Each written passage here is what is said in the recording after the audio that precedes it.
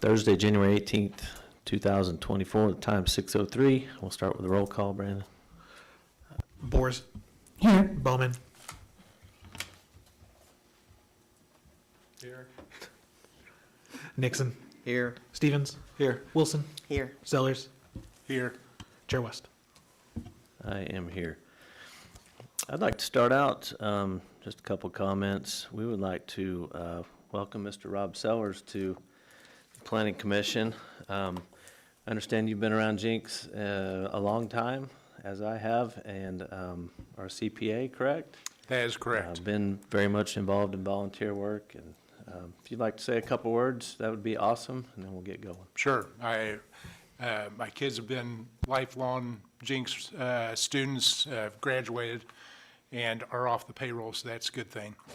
And so been around the Jenks area for 45 years, 40-year CPA, and we moved over to the Jenks west side of the river about 3 years ago, and I wanted to be a participant, so I asked to be appointed to something whenever something was needed, and here I am. We're glad you're here. Welcome. Thank you. All right, our first item of business will be consideration of the consent agenda. I would like to go ahead and pull item D off the consent agenda. I had just a question about that. Any other items wish to be taken off of that? You good with D? No? Okay.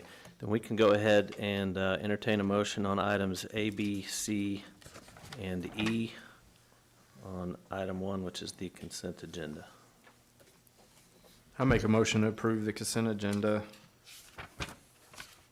A, B, C, and E. I'll second. Let's vote, please, Brandon. Boers. Yes. Bowman. Yes. Nixon.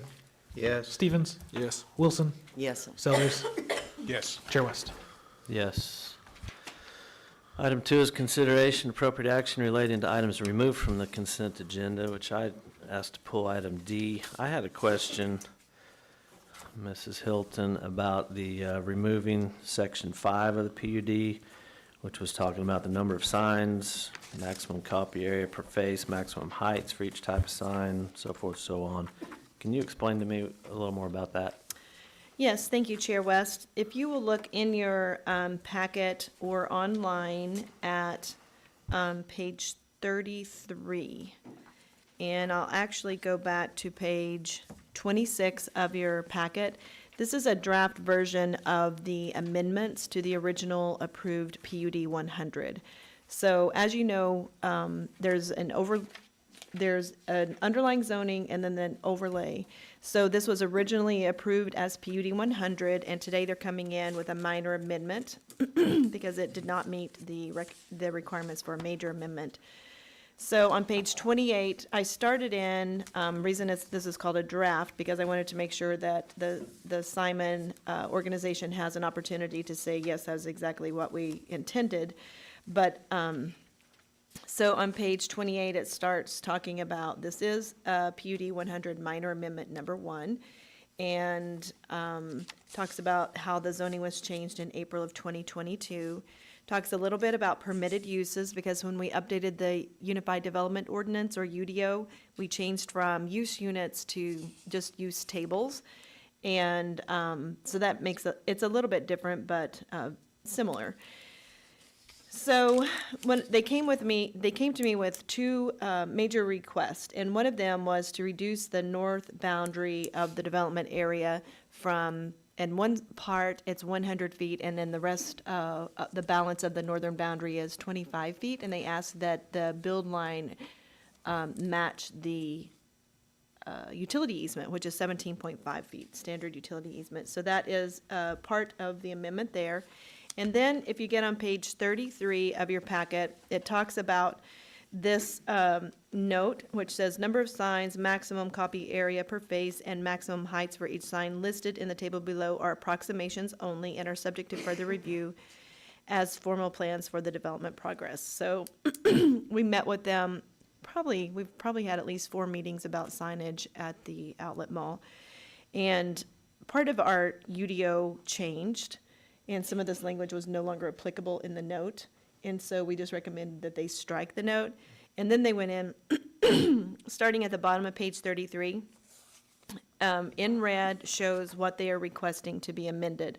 So originally, where it said a pylon double-faced or double-sided face for the project identification, it said 750 for the maximum area, and then the message, the digital message would, it said to be determined, or TBD, and so they added that, they clarified that they want 350 square feet.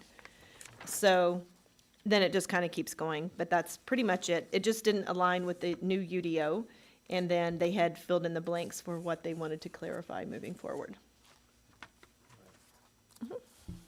Thank you. Any other questions about the? All right, thank you for clearing that up. Sure.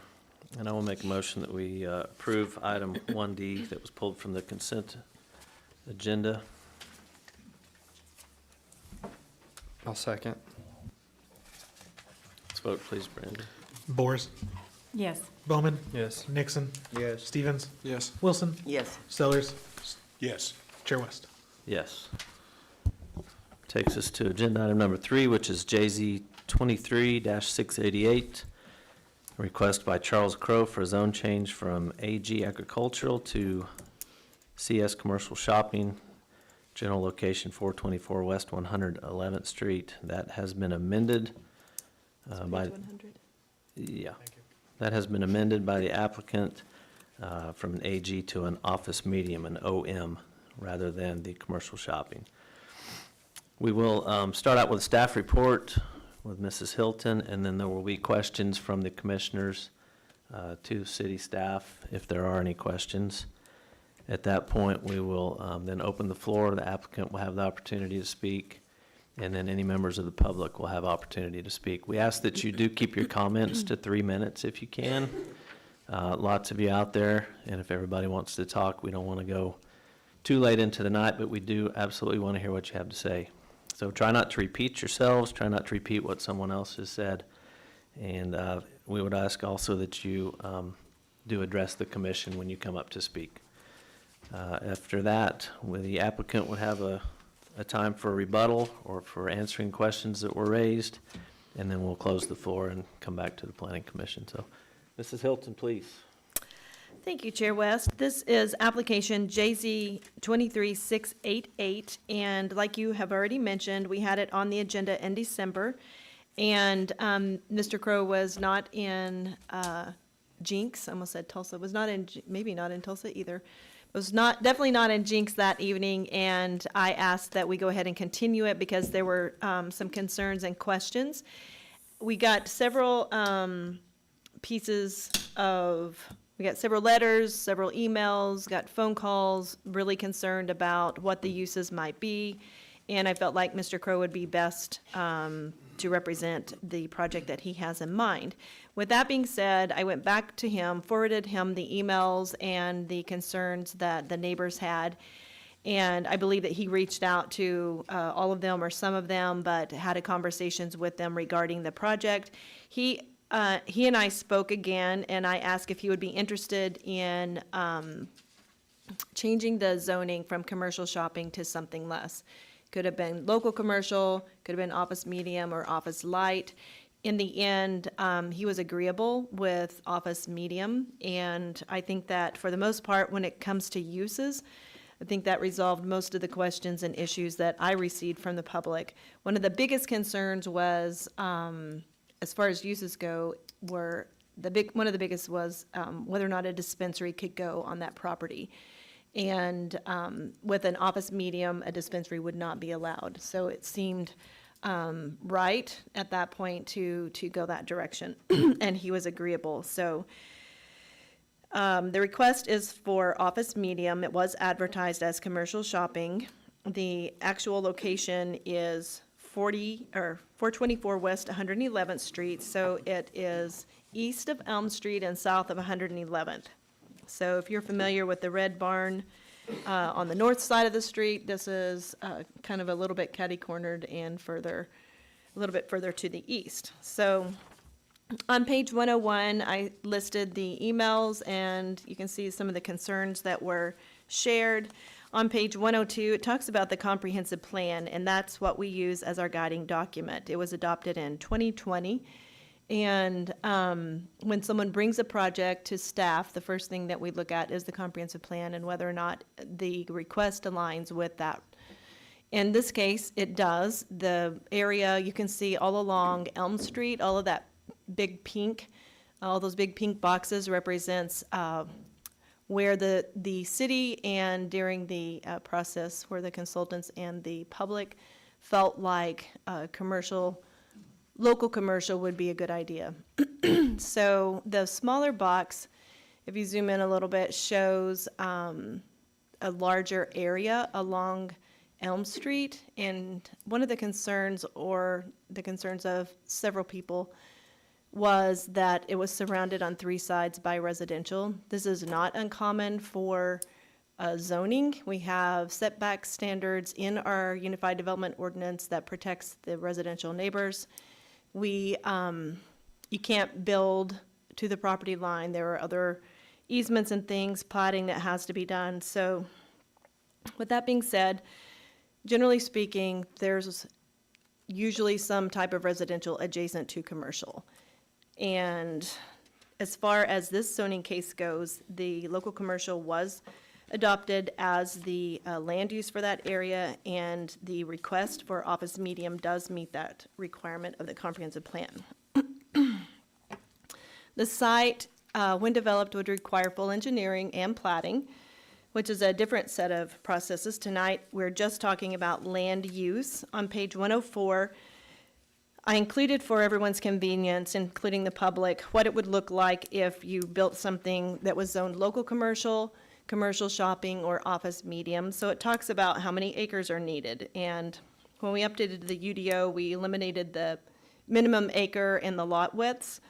Because a lot of times, if you're going west on Main Street, on the north side, there are a lot of residential lots that would never qualify for commercial development if they are standalone because they can't meet the lot width.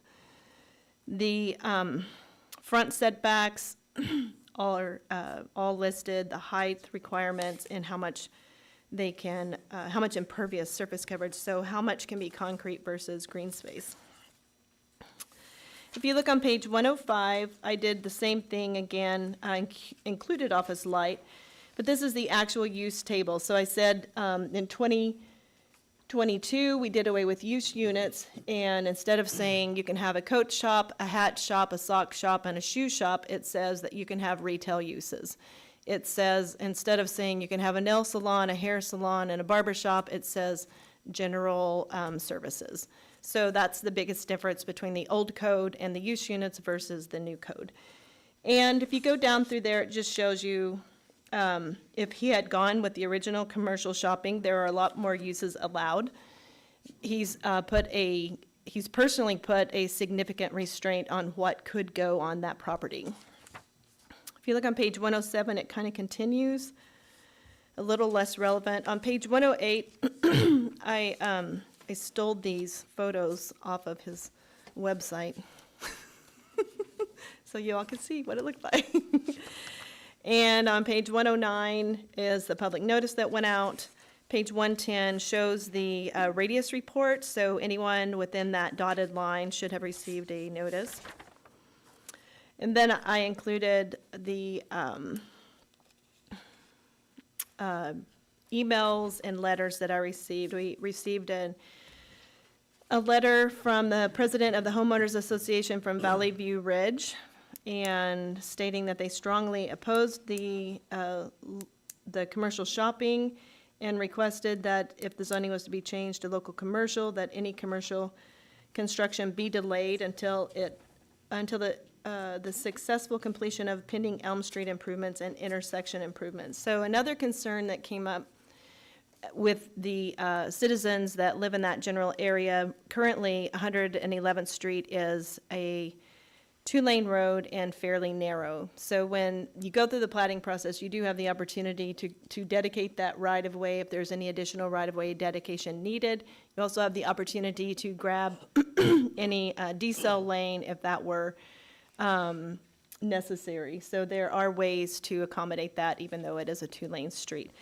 And the city of Jenks recognizes the INCOG Major Street and Highway Plan, which does recognize 111th Street as a secondary arterial. The Bridle Ridge Homeowners Association sent an email opposing the zoning. And I think there was one more, I can't remember if it got in here. I think so, I think it was this one from Tuesday, January 16th. So with that being said, I hear the concerns. I have spoken with the applicant. He has he's gone through the process of self-evaluation and reading the concerns of the public, and he has limited the uses that could be allowed on that site. And I think that it is close enough to M to justify some type of office or other type of similar use, and staff does recommend approval. Thank you, Mrs. Hilton. Are there questions for city staff from planning commissioners about this agenda item?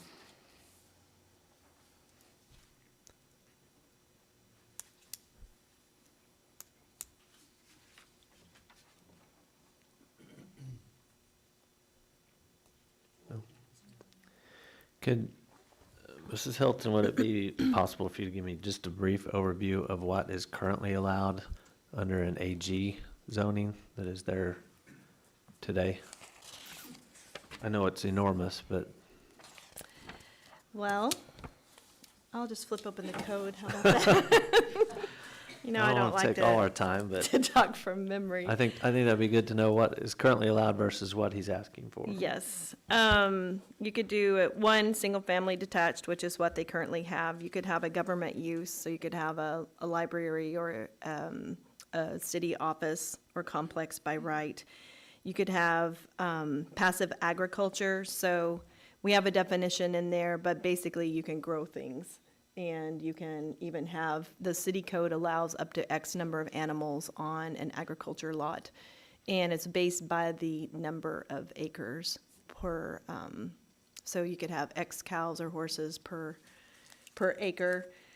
Let's see if there's any more big ones.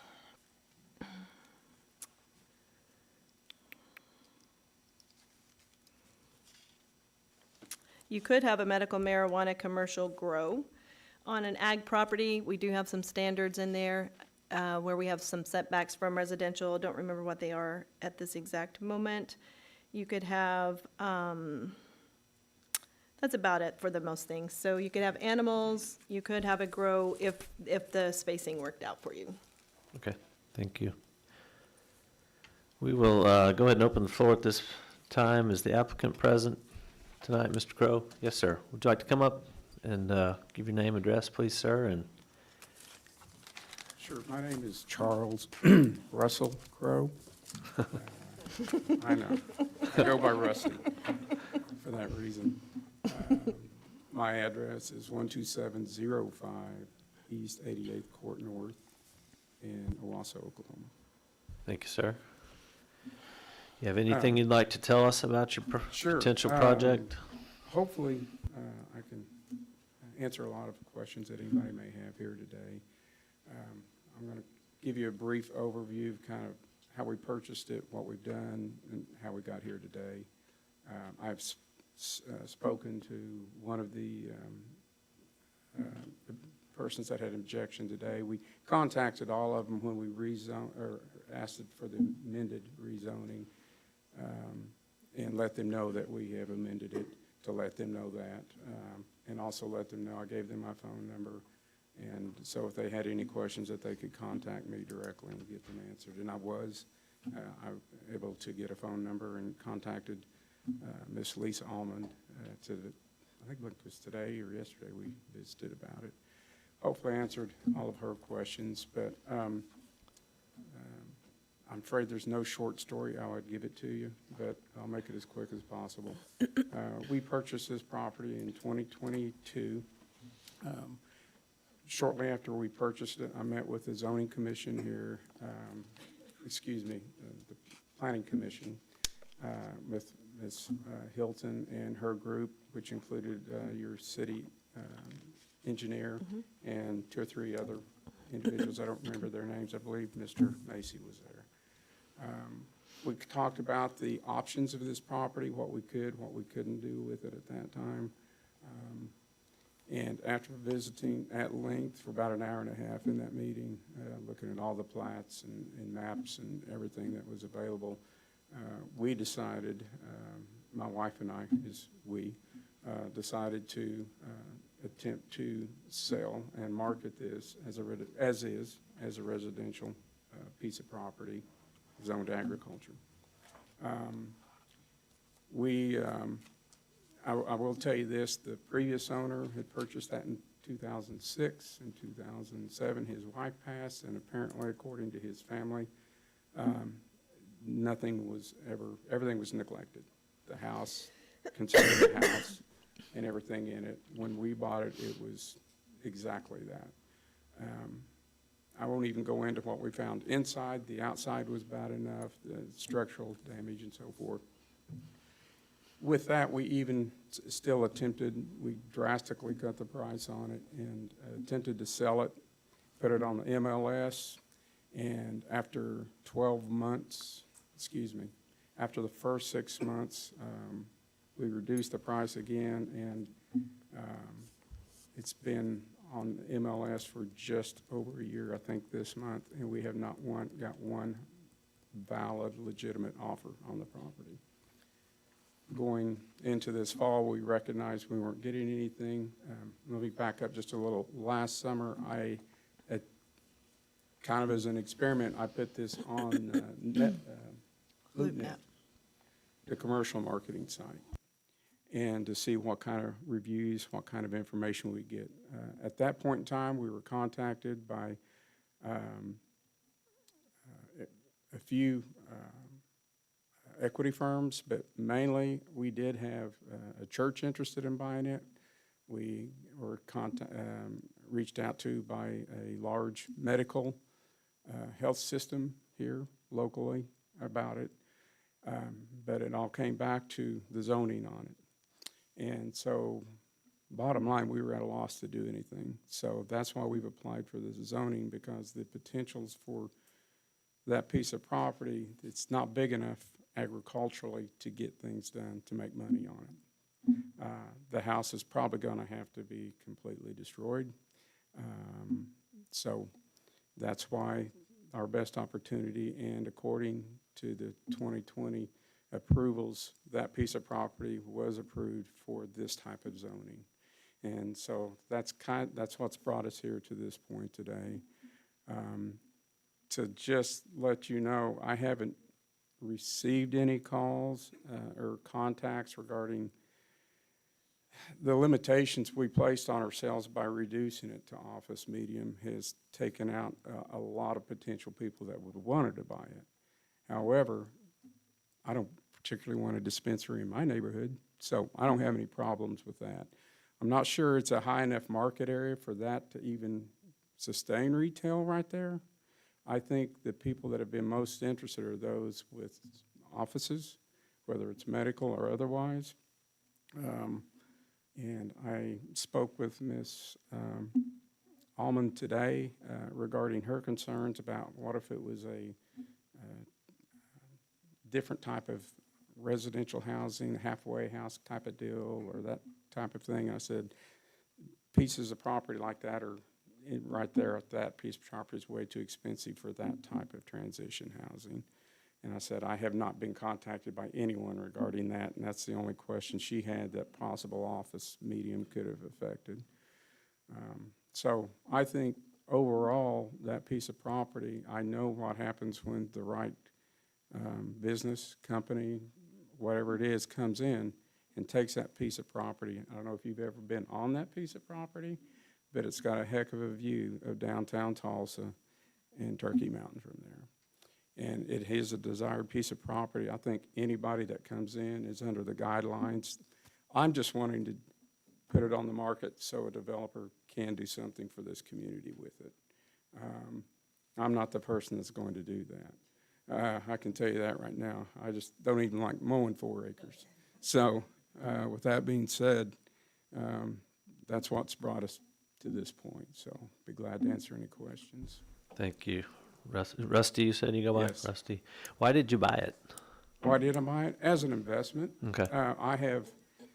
I'm retired from law enforcement. Over the last 20 years, I've probably flipped 4 or 5 homes. Gotcha. 20 years ago, I bought a group of 3 duplexes in Broken Arrow.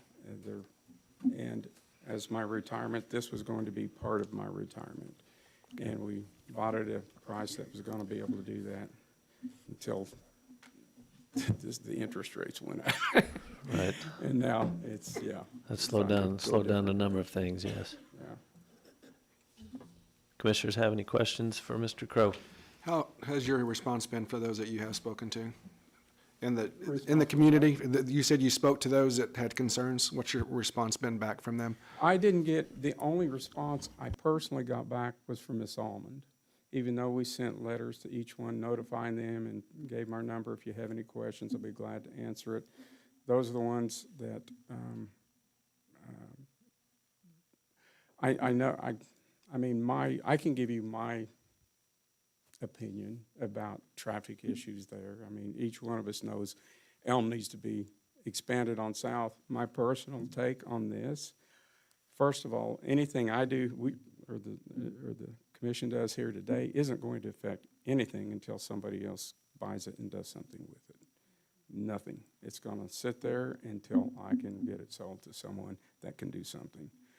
So it's not going to affect anything as far as this here goes. I think in the future, if somebody purchases that, when you look at yes, right now there's an issue with rush hour traffic going south. Quite honestly, I think you're going to have a business going south of that intersection for it to affect it, because the city has built from 111th back south past the Walmart entrance, 739.6 feet of a center lane there, turn lane. And when people want to go east, which is where this property is, that particular center lane is already there. It goes back with turn signals to turn left over 200 feet right now. So you can fit 35 cars. I don't think it even, and who knows? I'm kind of putting the cart before the horse here, because we're talking about somebody doing a development, which is obviously going to take some time. Hopefully the city will have some expansion done before then. But, I mean, that's kind of how it is right now, even if you did put a business in there today. I'm trying to think of some of the other issues that that were on those. But that's what I have right now. So prior to you purchasing it, was someone living in the home? Was it vacant? Was it being used at all? Yes. Oh, it was? Yes, it was being used.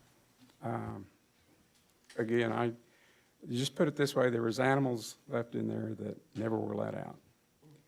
Okay? There was flat roof, there was water issues with there he never addressed. Affected the structure. And you kind of saw the building, it's a cinder block metal building. And so, it was everything was in nothing. I mean, parts of it was air conditioned, parts of it wasn't. It was birds were flying in through the window in the wood where the wood was supposed to be, and there wasn't any because it was all rotten out. So anybody that had possibly purchased that thing for what it was, which I was told by the original owner, and it looks, by what I found out, that thing was built, I think, in 1970, and was designed to be a restaurant. And then never happened. They had 220,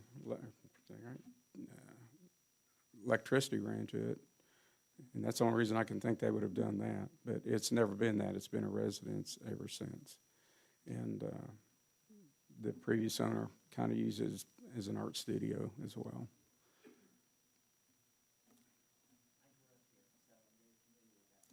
Yeah, I think it used to originally be Citation Stables. Yeah, yeah, I remember that.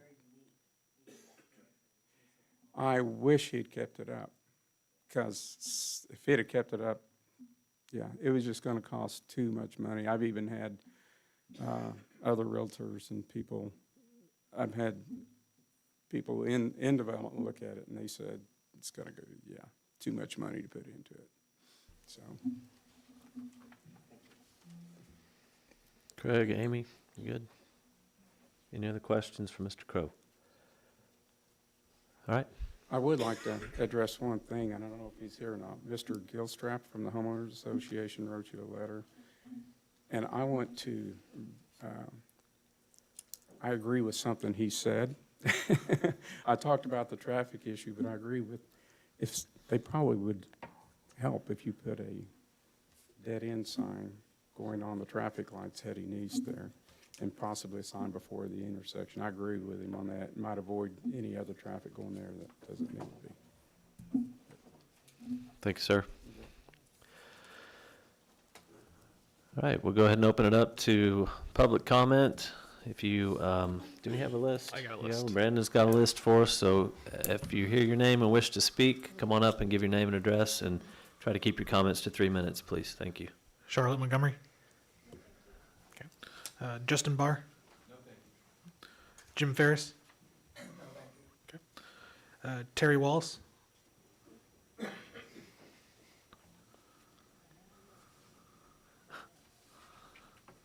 Hello, I'm Terry Wallace. I'm at 313 West 111th Place, and I'm the president of Bridal Ridge Homeowners Association. Our property abuts that property, and we have a lot of concerns about if it is a office medium. I believe it was 60 feet that a height that a property, that a building could be built there, according to your list. We have concerns about that since all of our homes overlook that. Also, the permeable surface area was 70%, I believe, with office medium. We already have a lot of problems with the water flow, erosion, and there's concerns about that. So we have a lot of concerns about the fact that even with office medium, it could have retail there. Is it under, what was it, under 10,000? And so that could be additional traffic on that road. And I know you addressed some of the widening that road perhaps, but there are concerns with that since all of our homes are also right there. So those are some of the reasons that we do oppose this change. I appreciate your time.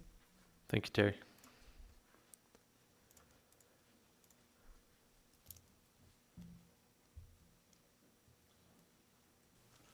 Bruce Gardner. Spencer Pittman.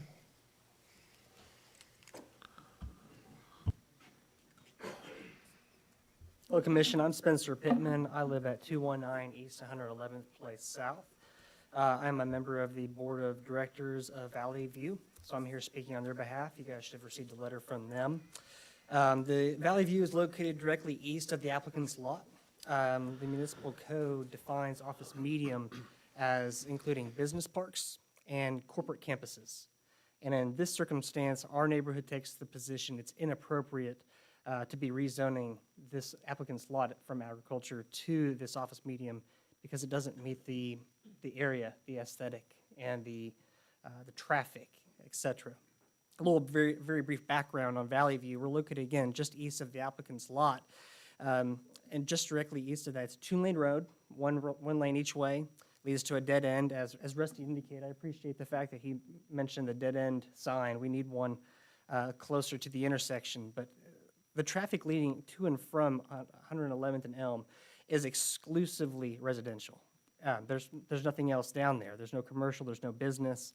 The applicant's lot is, again, as indicated earlier, surrounded entirely by residential. And so to the extent that, even though this might be a secondary arterial street, which I think is what Marseille described it, the idea we could have other arterial roads coming to and from that property is just it's inappropriate because it's surrounded by homes. You can't have any connecting roads. The only way in and out from this complex is directly from 111th Street, which again leads to strictly residential homes down a very narrow street. I also want to point out the fact that we live in kind of a dangerous area when it comes to the roads. If you go up our street, you'll see a sign that actually says dangerous intersection ahead before you get to our neighborhood because of the way the road curves.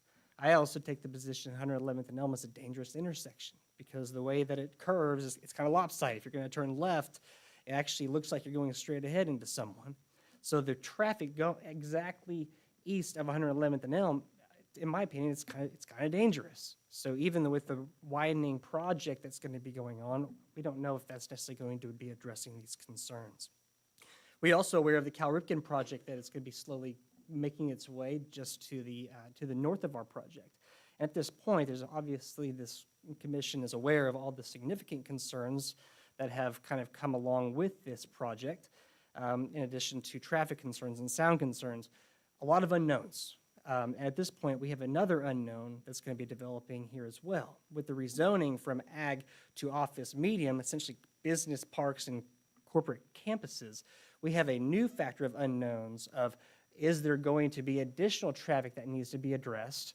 What's that going to look like? So now we have two unknowns. And that's why Valley View took the position that maybe if we delayed this rezoning, maybe if we took a look at maybe letting the street widening project unfold and see how that unfolds and develops, so then we can have a better assessment as to how this potential rezoning is going to affect the neighboring neighborhoods. Thank you all for your time. Thank you, Spencer. Okay, that's all the names we have on our list. Is there anyone else in public wishes to speak on this?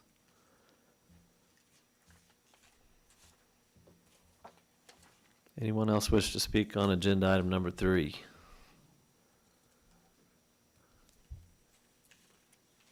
All right. Mr. Crow, do you have anything you want to add? What was...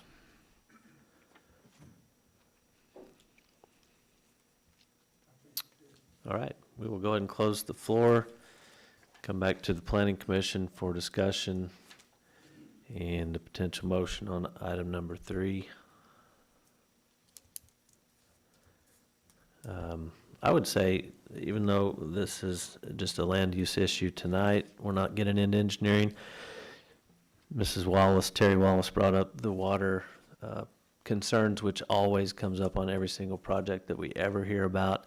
The good news is that the water always gets better on any of these projects because they have to make sure that no greater water leaves that property than what currently does. And 99% of the time, they capture that and meter that off at a better rate. So almost every time, water gets better.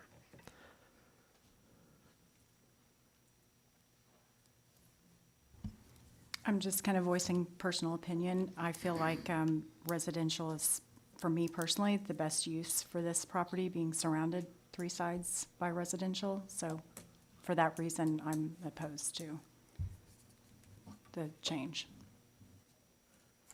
Thank you. Gina, Craig? Marcia, I have a question. When we expand Elm, is that intersection gonna get addressed at all? Do you know that? The expansion will address it. I don't remember the details of it. We are in the final phases. I think there was one outstanding easement directly working with the utility company for some relocation before that widening project can begin, but it should be starting very soon. And we've already done a lot of, there's already been a lot of relocation for utilities. I think there was one more little easement that needed to be taken care of, and the council has approved that Elm is improved from all the way to 131st Street South.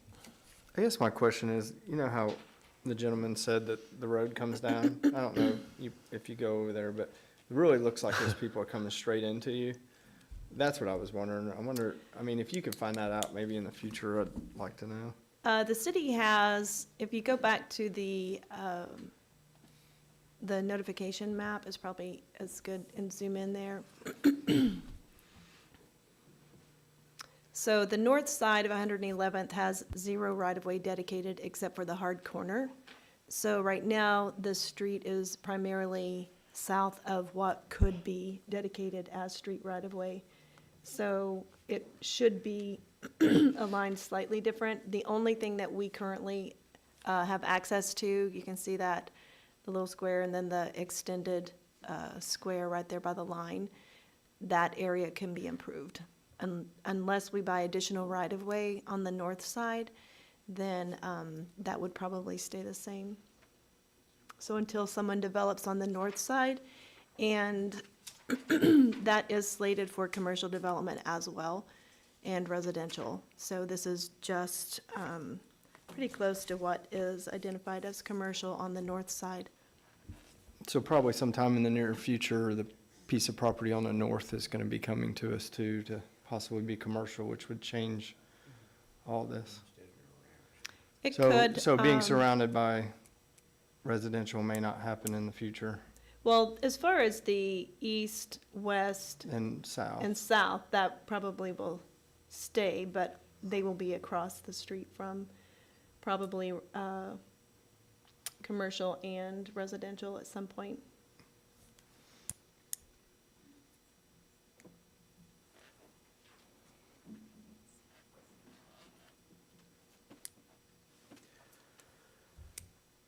Ray, Greg, Rob, any questions, discussion, concerns? I don't have any questions, just a comment, kind of like Amy had said earlier. I mean, it's until we know what's going in there. It's been ag all this time. Until we know something that's for sure going in there, maybe it can be rediscussed, in my opinion, at that point. But that's the only thing I really have to say on that is until we know for sure what is going in there, it's kind of hard for me to, well, just my opinion on that.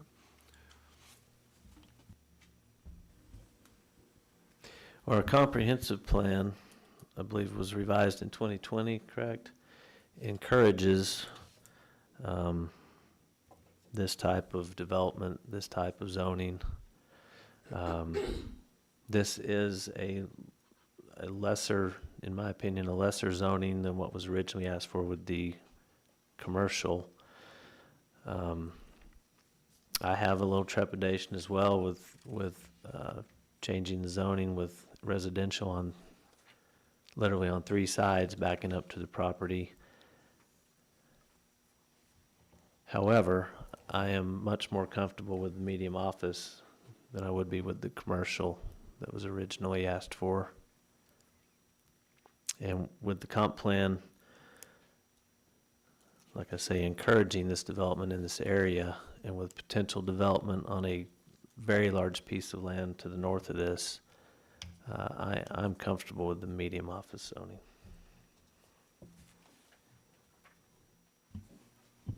Just chiming back in on that corner, I see the commercial there on the corner.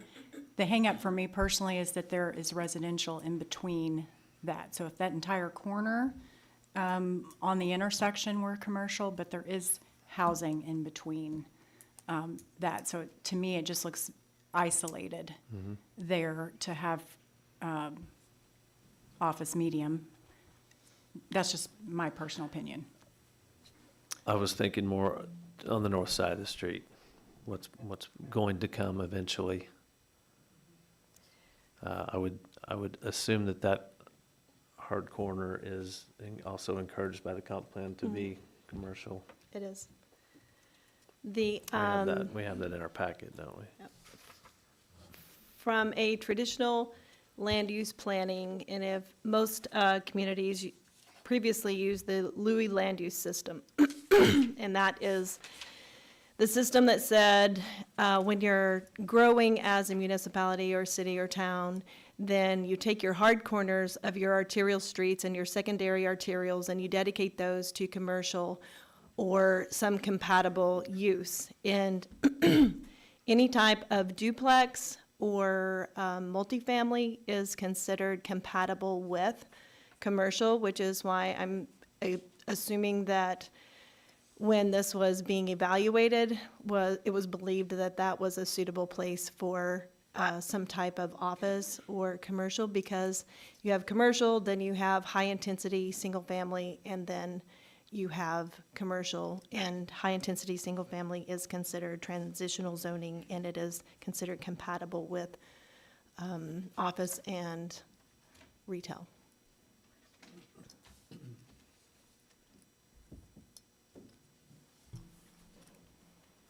So the duplex residential is considered somewhat of a buffer between commercial and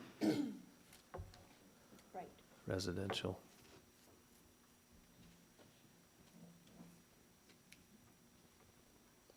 I would say it's considered to be compatible with adjacent commercial. Greg?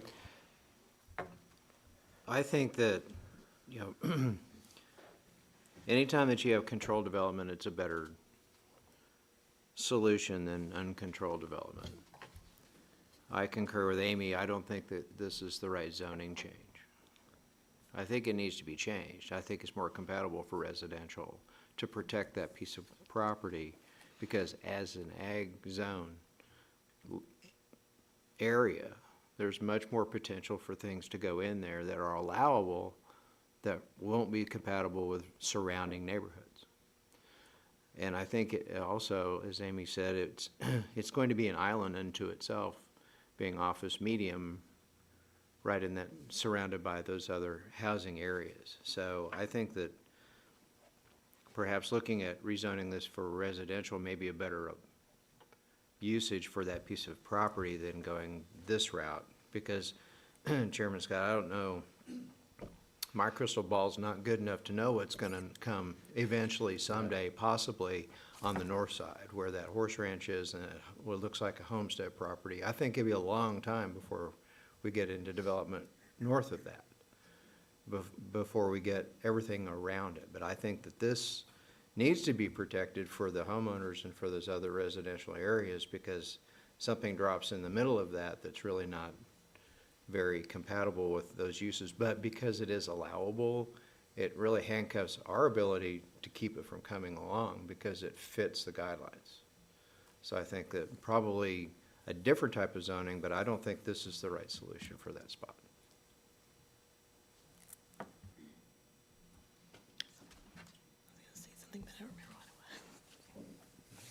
I was going to say something. Couple question, or one question, one comment. It's the staff's recommendation that this be changed and accepted as OM? Yes, sir. Okay. I've seen in many places around Tulsa where you have residential and office medium, looking very nice, cooperating with residential areas and with, you know, office areas very well, law firms, medical centers. I think that this could be, especially with the commercial designation or coming designation on the other side of the street, it could be a very good augment.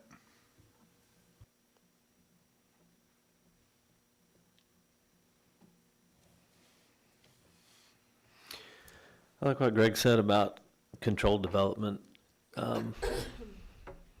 Obviously, leaving this ag leaves it open to all sorts of potential issues in there.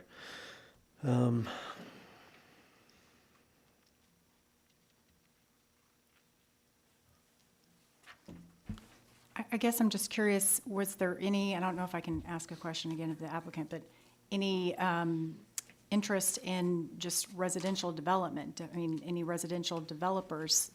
It looks to me like there would be another, I don't know, 20 small homes or something that could fit according to the lot that's next to it. It appears about the same size as like 20 homes, which would be maybe, I don't know, 2 cars per home, another 50 cars in there for traffic. But that to me seems a little different than having, I don't know how many people in and out for a retail or office. Any interest whatsoever on residential homes?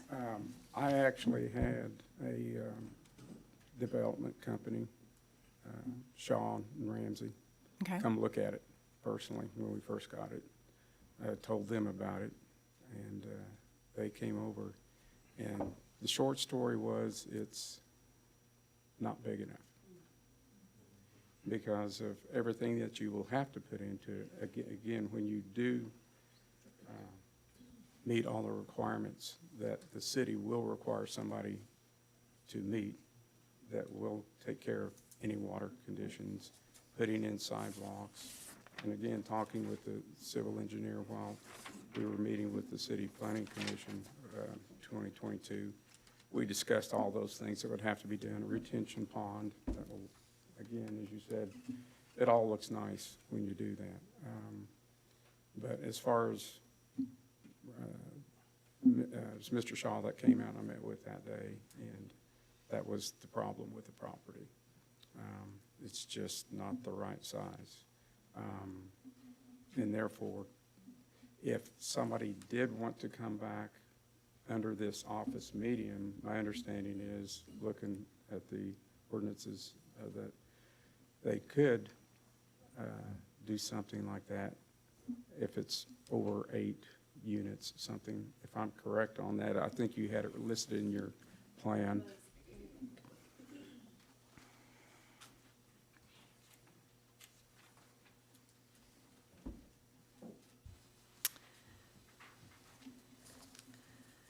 So if it was rezoned to office medium, someone could come back with a specific use permit and ask for a multifamily building 8 units or more, 8 units or less, or a multifamily complex. This one would not, I don't think would qualify for a complex. It's too small. But, so it would be another public hearing. Right. And again, there was, the good part about just changing it to put it on the market is anybody who wants to do anything else with this is going to have to come and do the same thing here with you and with the City Planning Commission. And at that time, all these valid questions, once you have a specific purpose for that property, then no one here knows what possibly could come here, but we know the general idea. And I think the fit at this time would absolutely work in this area to bring someone in to do that type of development, to work in this area. I was looking at the diagram again, and the property that 424 is directly across from the south or the east end of the commercial property that's designated across the street.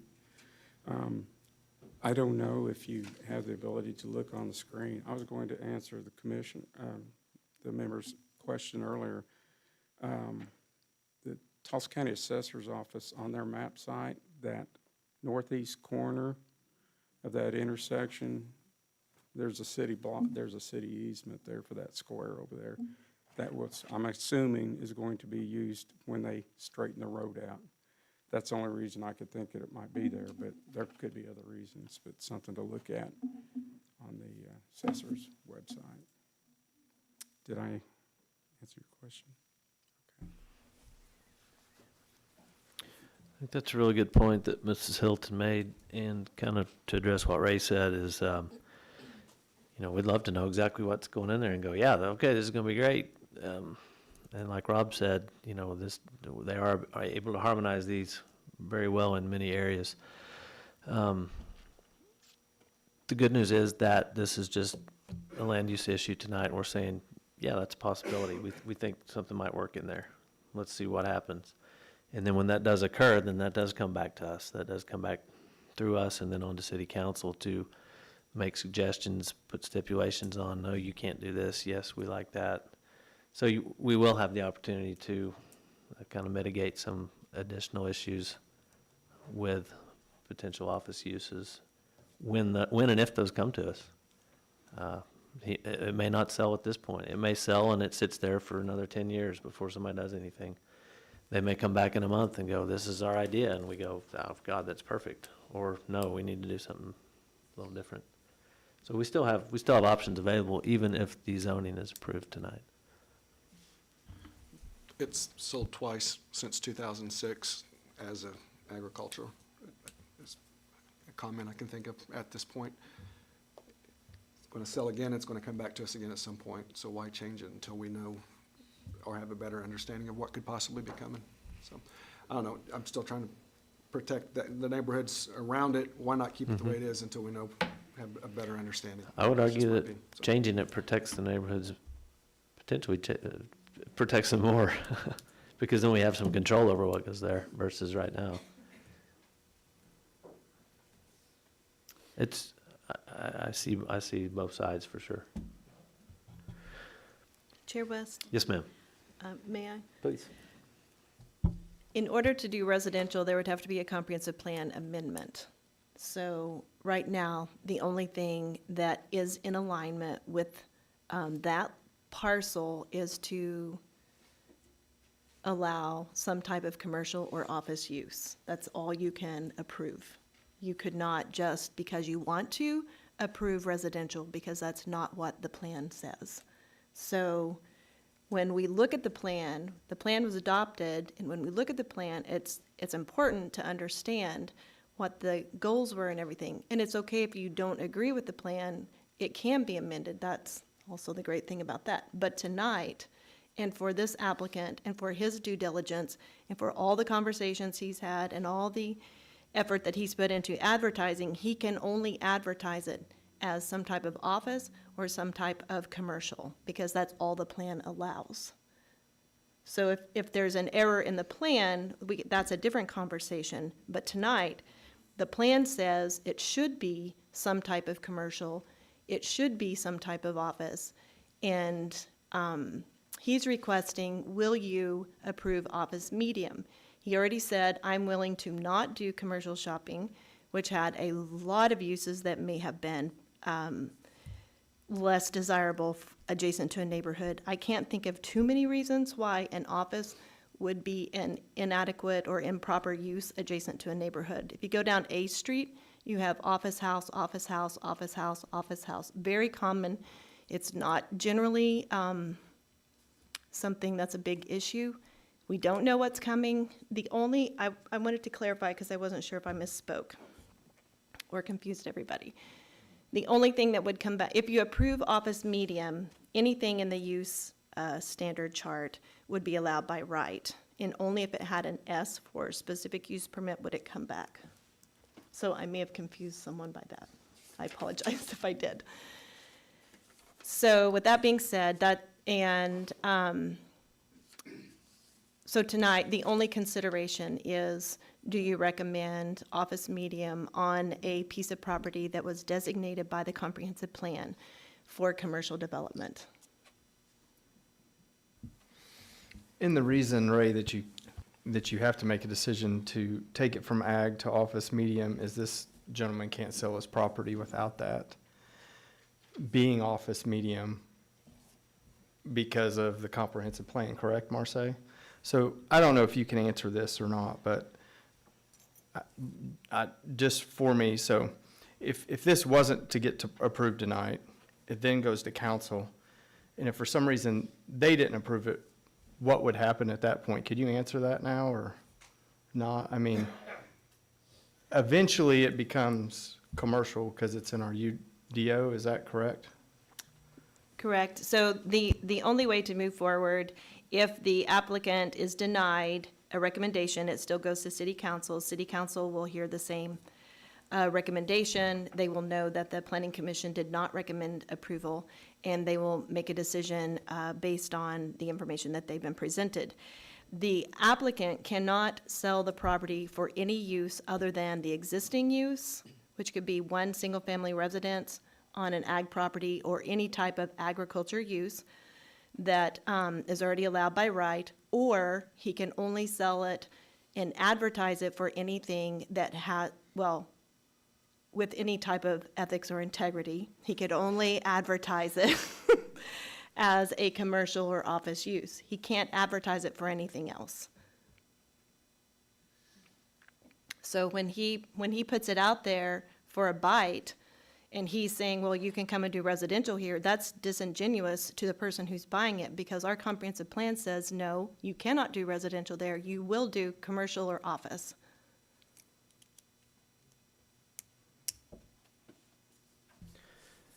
So the only other thing that happens is we get sued. Because we said you could do office, and we told them, no, you cannot do office. That's where I was going, Marseille. Thank you. You're welcome. Because at the end of the day, we can't, it can go to court, and then it's determined there, and since it's in our UDO, it's gonna be hard for us to fight it, I guess. Thank you. Well, for me, I kind of go back and say, what is the best case scenario for this piece of land? Well, it changes a lot if you're saying people look at it for building out, 10 homes, whatever will fit there, and they say it's not feasible. I mean, as much as I'd like to see it residential, if you can't go in there and build that, then we're looking at what are the other possibilities? Pretty much multifamily or office, right? And, yeah, I mean, these uses that are on here, basically, unless you come back for a specific. Right. Specific use, which they would have to do in either one of those cases. No. For multifamily. Yes. Yes, but for office, no. So now we're down to, okay, we can't really do a lot with building homes, which I would prefer, but that's not real feasible with the size. You're looking at multifamily with them coming back for a specific use permit, right?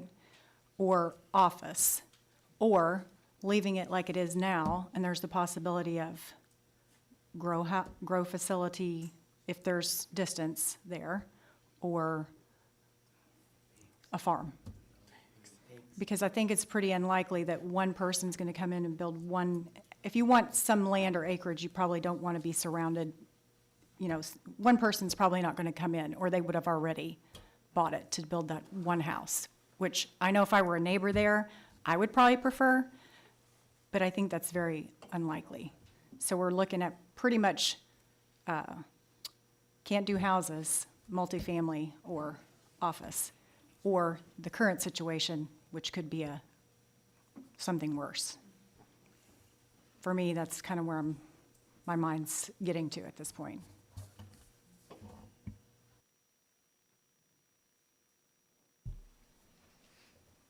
All right. I think we pretty well know where we are. Is there a motion for agenda item number 3? I make a motion to approve JZ 23-688. So you need to, I apologize, specify his office, if you don't mind. Or whatever zoning you wish. Yes. Amended for OM. I make a motion to approve JZ 23-688, office medium. Second that. All right, let's vote, please, Brandon. Boers, Yes. Bowman, Yes. Nixon, Yes. Stevens, No. Wilson, Yes. Sellers, Yes. Chair West. Yes. Motion passes. Agenda item number 4 is JZ 24 PUD 148, request by Amy Prosser for rezoning to RS3, single-family residential with a planned unit development 148 overlay. General location is 111th Street and 33rd West Avenue. Thank you, Chair Scott. This is a rezoning with a PUD overlay. This is currently property located south of 111th Street, so now we're on the other side of Elm and beyond, and east of South 33rd West Avenue. The property has recently been annexed into the city of Jenks. So if you look up here on your map, the two larger parcels were annexed, I think, in December, and then the white parcel in the middle of the square was just annexed Tuesday. Yeah, the other parcels were annexed earlier last year. It wasn't. Was in it December? No, that was Okay. Robert Bell's piece. That was in December. So they were not in our city limits, they were in our fence line. They are now all three within our city limits. And it is basically the position of the City of Jenks staff that if someone is going to develop a parcel in our fence line, we would prefer that it is annexed into the city so that they build to the city standards rather than the county standards and then bring it into the City of Jenks later. There's a little bit of difference in the county standards and the city standards, and their processes are a little bit different. But that way, we know exactly, because we're doing the inspections, we're doing all the building permits, processing everything, rather than all of it going through the county. So this one has been annexed, and like I said, it was, is zoned ag, and they're seeking an RS3 zoning with a planned unit development 148 overlay. The name has been selected as the Reserve at Southern Woods. It is a gated community for single-family development, and there are 3 project development areas. One is called the Villas, and it's dedicated to 55 and older. I will not confirm or deny if I qualify for that. There is another estate-size development area, and then there is a more traditional size lot that is slightly larger than an RS3 for the remaining balance of the subdivision. Let's see here. If you go to page 116, we're back to the comprehensive plan. You'll see this every single time. This parcel has medium-intensity, single-family. We've had a couple of calls. I think we have someone present this evening that had some questions about runoff and drainage. And we always like to take those comments. They're very important. There's been more than one time when we heard comments from the public that actually helped in the drainage process. We don't have drainage conversations, but we will take your comments. I will then get those to the engineer of record and to the city engineer, and they will be processed as part of the engineering process for the project. If you look on page 117, I did 3 maps and kind of pointed out the 3 different parcels. So there's a lot of agriculture zoning around this area, a lot of large lots. On page 118 is the table that I like to include in my staff reports. This is the residential district book and dimension standards. It tells you if you were doing something by right for an RS3. So if every lot on here was RS3, they would have to have a minimum of 5,000 square feet. They would have to have a minimum lot width of 45. But you can see the first column tells you the standard, and then it tells you for the lots in this project that are called the estates, you can see the land area, their lot width for each one of these are a minimum of 66. The estate-sized lots have a much wider lot. Then you have the reserve, which is the traditional single-family, and then you have the villas. So you can see the comparison between the 3 and then how that compares to a traditional RS3. You could do up to 195 lots if they did straight traditional RS3 zoning. They are not doing traditional RS3 zoning. They have some very large reserve areas. And they've listed their amenities to include pickleball, which the city manager will be so excited about that. Then we have, what does it take to have a PUD, or the next few pages. For this project, staff does recommend conditional approval. I've worked with the developer back and forth on the comments and just pointed out, basically, the conditions that are listed there are simply just reminding them, hey, there are some things in the UDO that wasn't previously there, and you might want to pay attention to them as you move forward, because if you don't intend to apply those standards, you will need an exception. So if you look at page 140, or PUD 148 on page 124, the reserve at Southern Woods, Villas and Estates, this is the single-family residential development with 3 separate development areas. It's gated, and then I believe the estates are gated. They also have their own gate.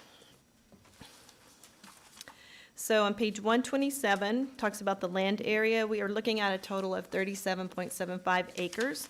And the villas have about 9.2 acres. The reserve area is 12.25, and the estates are at 16. You go through there, I had a couple of comments. They were just, I think there was some language taken from the old code, and I just said, hey, we prefer to work from the property line, not the center of the street, because it just gets really confusing. Makes the math a lot trickier.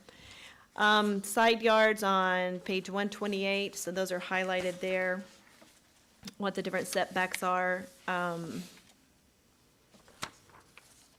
if you look on page 129, it kind of goes into a little more detail about the actual development areas. So the reserve at Southern Woods Villas, the 9 acres, they have a minimum and maximum house size of 1,800 to 2,800. All homes have to be 75% masonry. And then it has some additional standards. And I'll just point out right now, so if these standards are only in the covenants of the HOA or only in the deed of dedication of the plat, the city of Jenks cannot enforce them. But because they put them in the planned unit development, the city of Jenks, this becomes an ordinance, and the city of Jenks then does have the authority to enforce it. So I just wanted to let you all know that. So a lot of times, the developer will put this type of language in their own private covenants, but they don't put it in their planned unit development. And then if someone comes in and wants to do 50% masonry, and they give me a building permit, I'm gonna let them do it because I don't enforce the private covenants. I, as in the city. If you keep going, the reserve at Southern Woods is 12.25 acres. This is single-family dwelling units. They have 2,800 to 4,400 square feet, and all homes must be 60% masonry, and then they have their additional standards. And then the last one, which are the estate-size lots, 3,200 to 10,000 square feet. And I said, what if I wanted to build a 12,000 square foot house? And I am not allowed, so there you go. There you have it. And my house has to be 85% masonry, and let's see, there's standards about the interior fencing, and I believe there are standards about the fencing along 111th. With that being said, I think if you look, that's about all I had. The applicant is present. They're in agreement with the comments. And if you keep going, there's a little site plan that kind of lays out the house, the lots. There you go. So on the east side of the property, or sorry, the west side of the property are the estate-sized lots, and then you have the villas in the north east corner, and the southwest is the traditional. And I think that is it. Staff does recommend approval. This is a rezoning with a planned unit development overlay.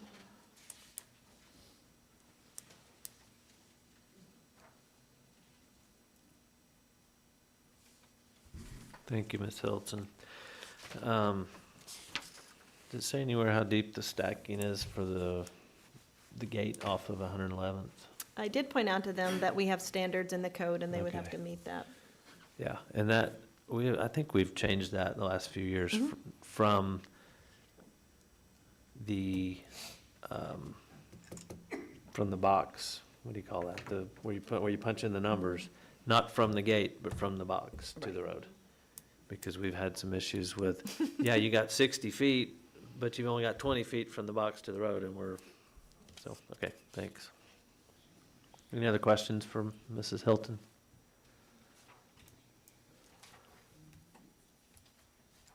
Greg, you good?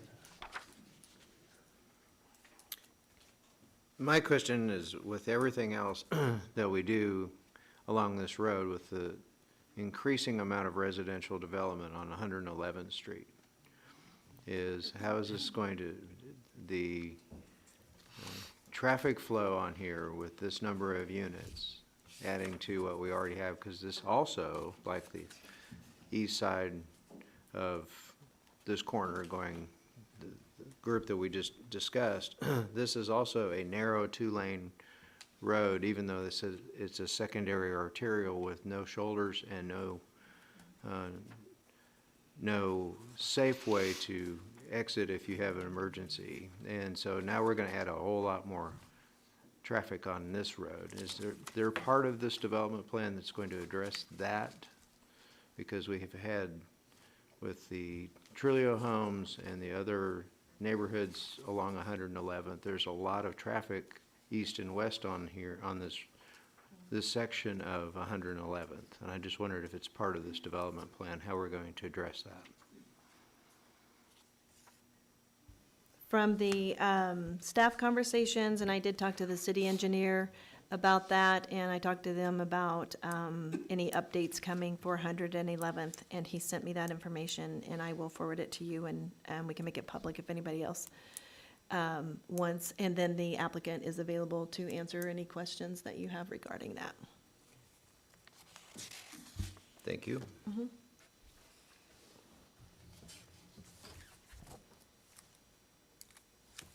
Any other questions, commissioners? All right, we'll go ahead and open the floor. The applicant is present, Ms. Hilton. Yes. All right. If you'd like to come up, please give your name and address and fill us with information. Hi, I'm Amy Prosser. My address that I use is 124 North 6th Street in Jenks. I own the two buildings on the corner coming in on the one-way, Amian Homes, and then we obviously do some other components and elements within build and development. I have done 4 to 5 developments that I've partnered with and purposefully not been the face until recently. I did Oakleaf Estates, which is the gated community on 76th and 33rd West Avenue by the Oaks Country Club. I have the Bluffs, which is Sepulpa and Creek County.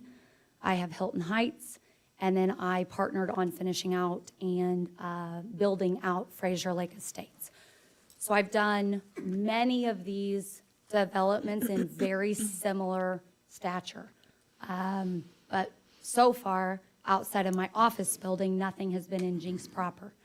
We've done Skytook, we've done Grand Lake, we've done outside of Tulsa. To be very candid, I never really wanted to do any developments within Jenks because my office is in Jenks and I didn't really want to meld the two. However, this property was a horse ranch for 100 years. And I knew the agent involved, Randy Gass, went for 16 years. He was close friends with one of the owners. It's 3 separate parcels originally, and I purchased all of them. And I live over there, and the Bluffs is within about a 3/4 to a mile from there. And then Hilton Heights is a 1/2 mile, and then I have a mixed use coming in Sepulpa, and it is right around a 1/2 mile as well. So I started to look at the full picture and say, okay, something's gonna go here. Unfortunately, this entire parcel is extremely run down.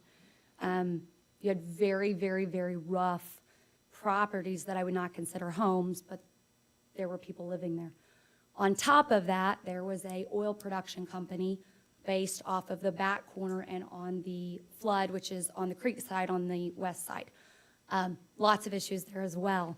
So I wasn't really familiar with it, but then I started doing a design project for an owner of a company that I work with that backs up to the adjacent property, which I believe is one of the neighborhoods that had a concern, one of the owners. So I started kind of getting a full view, and I'm like, okay, what could we do here? Obviously not commercial, right? But I looked into keeping it in county because I would have just been able to run wild with it, with no management, no stipulations. However, in that scenario, it would have been, number one, not potentially managed well if something happens to me, because I saw and experienced that on my other projects that had partners. And then on top of that, I would have had to go on aerobic again. And we did aerobic in the Bluffs purposely because I wanted only 14 estates and a horse farm on 70 acres. In Oakleaf, we were able to get city sewer with Sepulpa and pull land out of floodplain through FEMA, and TEP engineered it, but it was a 4-year process. We fought very hard to keep trees and that sort of thing, and then everybody came in and scrapped them, to be quite candid. After I spent 3 years saving the trees, every owner bought their land, and then guess what? They get to manage it, right? And they wanted a large estate, so they scrapped every tree. I think we saved 2 trees in all of Oakleaf on the private-owned land. So I decided, and I acknowledge it, I'm done saving the trees in areas that don't need the trees saved. And then I'll save the trees in the other areas. So we'll, create the reserves. We'll keep the trees all around the perimeter, right? And then we'll add trees back that the city requires. No problem. I want it to be quality. All the developments I put my hand to are top-notch, have sold out in spades, appraised impeccably. Neighbors that had huge issues have seen the finished products and gone, okay, I understand now. So I wanted to keep the same concept. Here's the kicker. I originally only had a smaller portion, and I had a lot of clients from my 16 years in the industry say, well, wait a minute, we don't want just the big homes. We're tired of the Bluffs and Oakleaf, and we want more of this shared community environment, right? So they were like, how can we come up with a creative way, like you see more in maybe Frisco or Scottsdale or other communities, where we can have a 55-plus that doesn't want trampolines and swimming pools and diving boards, and they acknowledge it, right? They move away from that. Or you could have the estates, and you can get the 1 to 2 acres and the privacy and the 10,000 square foot home, but I did put a limit on it, to be honest, because I built for a gentleman next to a home in Berwick, and they bought 3 lots and built like 16,000 square feet, and so now they're uncomfortable pulling up. So I wanted to find a way, how do I manage and create some control without being too much control, right? So that's kind of where this evolved.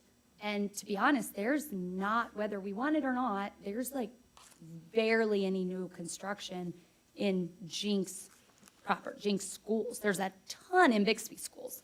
I mean, it's just overrun. Even if it's Jenks, it's not Jenks. Let me just tell you, 16 years in residential real estate, they don't consider that Jenks. They consider it Bixby, right? If you're in Bixby schools, you're Bixby, even if you're Jenks. And so I've had more issues on Fraser Meadows, Fraser Lake Estates, other developments out there where they're like, but wait a minute, our permit is from Jenks. I mean, Marseille and I've gone back and forth on other deals. So I wanted to figure out, okay, how can we find a happy medium where we do get the quality, where it is managed. I don't mind something being managed because I want to build it well, right? But at the end of the day, I also, 95 properties where it could be 200, I wanted to find a happy medium. I don't want to go completely against how I've always built, developed, designed, because I design all of them. I did Oakleaf, I did the Bluffs, I did Hilton Heights. Normally, we build them out. The Bluffs, Amy and Homes builds it fully, and we have 6 going. Oakleaf, I built 6 of those, and I managed all of them. I do not want anybody to think or attach that I'm going to build out this whole development. I have no interest in that. I will build the estate side, or at least a portion of. I have one builder that wants to purchase the entire 55-plus community if everything moves forward and create a level of quality control there, make sure it makes sense. And then I don't have an answer on the other 0.3, 0.28 parcels. I don't know if lot draw just weirds my brain out because I've never gone that route, so I don't have that answer. I don't know if I would do a lot draw to builders. I don't know if I would sell them to individual owners that finally want control of their own lot and pick their own builder like we did in Oakleaf. I don't have that answer, so I wouldn't want to tell you something and then I change it and you're like, oh, Amy didn't follow what she said. But that's the dream, is how can we collectively have these developments where, say, you have your parents that want to live in the 55 plus and the kids want to live on the estates or the back and be close, with a walking gate being the only access, right, that has a combo lock, but then they all can still exist together with some of the amenities and the reserves.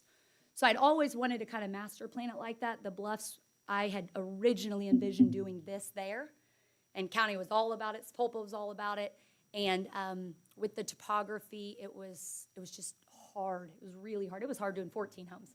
So this makes more sense because it has some topography shifts, but Mark McGuire is doing my civil, he's extremely reputable in Tulsa.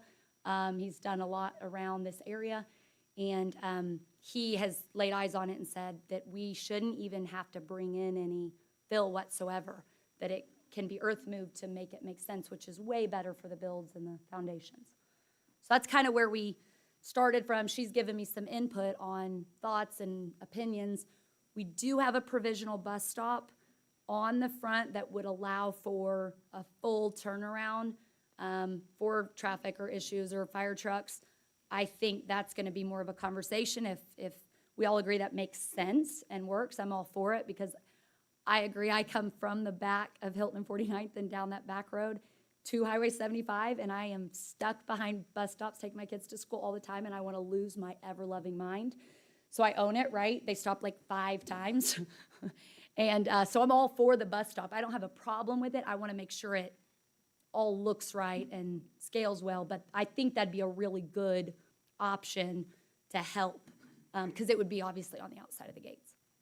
And we will set our box, our entry box way back, which is why I purposely set that road with the masonry wall of the 55-plus community and the estates so that we have plenty of runway, because to be candid, being on the build side and having employees and subcontractors that are with me around, they get crazy on projects we do where they can't even pull their full vehicle and their trailer in, and they're in the road. So these are things that just off experience that I've dealt with and managed. So I want to think through all that to make sure it's done well, it's done right, it's done quick, because that's why I don't want to build the whole thing out, because I don't want it to drag on. You know, Oakleaf was fully done, developed, and built out in under 6 years.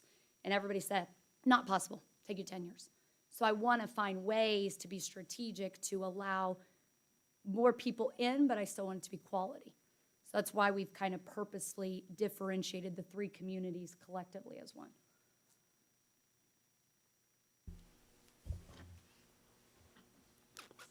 Thank you, Amy. I've got to say, that was the most interesting and informative residential PUD presentation that I've heard in 22 years of doing this. And I'm You haven't heard my serious. 6-year-old daughter. She will outdo me all day. I am serious. So am I done? Can I That sit was, down or you have I questions? second it. Oh, not yet? Yeah, not yet. We might I have, second. we might have some questions for you. Wow. Any questions for Mrs. Prosser? I didn't mean that to be funny. I'm dead serious. Miss Prosser. Prosser. Sorry, Miss Prosser. Amy. Amy works. No? No? Okay. Thank you very much. Thanks. All right. This will be a public hearing, so is there anybody from the public that wishes to address this item, I've got positive or negative? I've got a Yes, list. sir. Yo, we have a list. Yeah, Brandon. James Dross.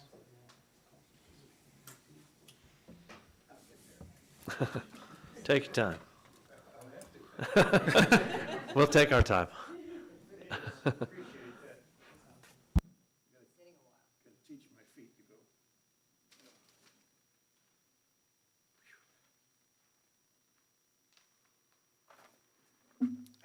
Hi, my name is James Dross, D as in David, R-O-S-S.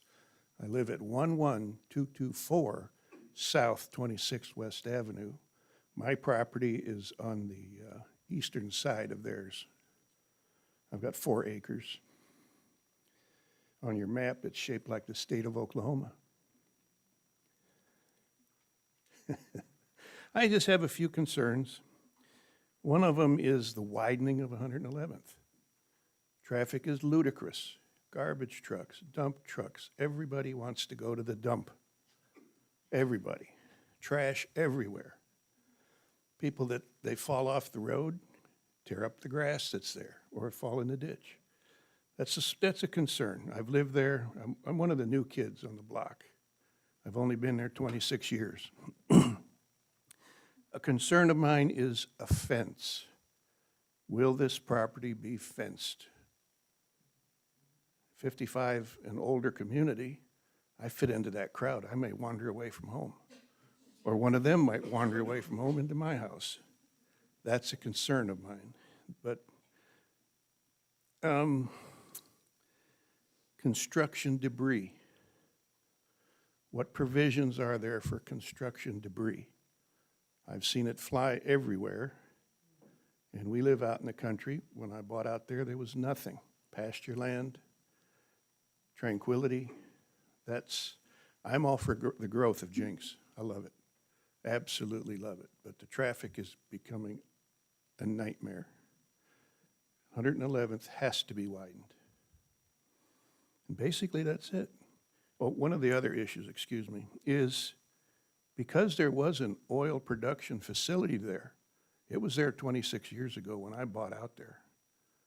What's the ground like? How much contaminants have leached into that ground? That's a concern of mine. There's been fires back there. There's been leakage, so I don't know. I'm hopefully the Corporation Commission will have the land tested and make sure it's safe to build on. There's a lot of houses there. I mean pipeline. A lot of pipeline running underground. So that's just one of my concerns as a neighbor. That plus I'm going to lose all my shade. When they take all those beautiful trees out, there goes our shade. Other than that, that's the only questions I have. But that's my concern is fencing. There has to be some sort of privacy fence where light won't come through, because with all these streets, there'll be lots of headlight traffic at night. And how many gates will there be to access this development?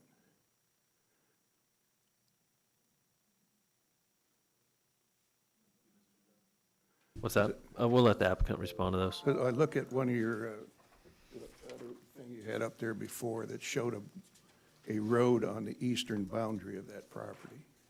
Because something has to feed to those houses. Will there be a gate there? Okay, well, that's just my concern. It's just simple stuff. Main thing is, Traffic, some sort of fencing, fence. construction debris, oil concerns, and gates. All right. and with the construction debris, will there be any kind of a bond put up to protect us in case we have to hire somebody to clean up their mess? That's a concern, Thank you, sir. because once it gets breezy, but when they were doing Trulio, the dust going north into that development was unbelievable. So, thank you for your time. Thank you, Mr. Drost. Brandon? Julie Monnet?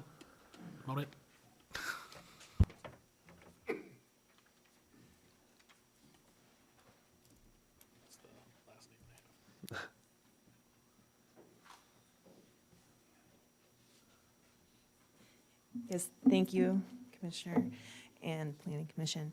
I am Julie Minot, and I live at 11192 South 26th West Avenue. I live directly east to the development. I myself own the adjacent 3 acres, a little bit back from 111th, and then the front 6 there I own with my biological brother and other brothers. We actually outdate Jim. My mom bought in 1986. It was literally farmland, which after Amy spoke, I actually do like her philosophy. I am the one that has concerns on drainage. I live at the bottom of a hill. And so I know drainage is a very big issue. I would also like to keep trees along the eastern border where she's got all the houses planned, just for privacy, just kind of like Jim does. 111th being widened is of importance to us too, because yes, there's a lot of traffic. I actually lived out there when there was no stoplight at 111th, learning to drive. So it is, traffic will need to be spoken about, but I do understand I can't control what goes next door to me. I didn't buy the land, but I do really appreciate if we're sensitive to the land. So that's kind of what I'm looking at. There is leakage of oil. My brothers have gone back to the oil thing, so I would imagine the Corporation Commission will be involved. So I do environmental work, so I could help if you want. Anyways, that's it. Thank you, guys. Julie, I have a quick question for you, and I'm not Yes. at all trying to be funny. I drive that fairly frequently, 111th, but it's almost always on a weekend. When I hear traffic concerns out there, when is the traffic really bad? Well, the traffic is when people are going to and from work. I actually work in Sand Springs, so I drive up through Hilton Road. It really gets bad once you pass that second 33rd West Avenue. 33rd West Avenue kind of does a little jog there, but it's the second 33rd West Avenue as it's heading south into Glenpool, Sepulpa. That's like from there on, because there's more there's more and more developments going in along 33rd West Avenue. Yeah. And so it is getting to that kind of thing. My brothers and I, of course, like our space because nobody can see our houses from the back. But it is a concern, and we would actually like to be involved in that, like, because even if it was just, you know, not completely widening it, but maybe just putting a left turn lane, that kind of stuff. But it's mostly morning, evening. It's morning and evening, and actually, there's people that bike along there. I can't believe they do. A friend of mine is way into biking, and that's considered one of the bike lanes. Like, so it really is kind of a thing that does need to happen. But when that happens too, we'd like to keep our little buffer of privacy also, because we are the country people. Like, and we want to stay out of the city of Jenks. We want to be the county, but it's one of those things that we're, you know, concerned about and want to be involved with. Thank you very much. Any other? Okay. No? Okay. Thank you. All right, that's the last name that Brandon has signed up. Anybody else wish to speak, come forward, please. Give your name and address. Justin Little, 10531 South Koa in Jenks. I actually drive that road every day as well because I work with a nonprofit in Sapulpa, and I've kind of used that as my cut around. So there is a lot of traffic. In the morning time, regular day is not bad at all, but morning time with trash and the buses and stuff like that. But what I do want to say, and actually have not met Amy before in person, but I spoke to her on the phone, and it may alleviate some of the folks' concerns here that we're talking about the trash and things like that. I was on the architectural design committee for our HOA at Fountain Ridge, and Amy built a home here recently in our neighborhood. Right, and so, and I can tell you, not only did she do amazing, our neighbors are like super, super picky about stuff, not just like design, but like I remember some trash blew into my neighbor's yard when I was building my home, and I had multiple conversations about what did that look like with the developer and things, and Amy's team was super, super responsive. They really like picked up anything we asked them to do, they immediately responded. So I don't think I would have a concern about that, and we don't know each other other than like I said, but I just wanted to say that, even to a standpoint where we had a neighbor that was really concerned about some of the design issues, and she worked really, really hard to actually change it and make it different. So for the neighbors that are around there, I don't think they have a whole lot to worry about, just based on my own experience. And then I have no, obviously, dog in the fight, but I just wanted to say that because of what she's done. I saw another hand go up. Does somebody else wish to speak? Yes, sir.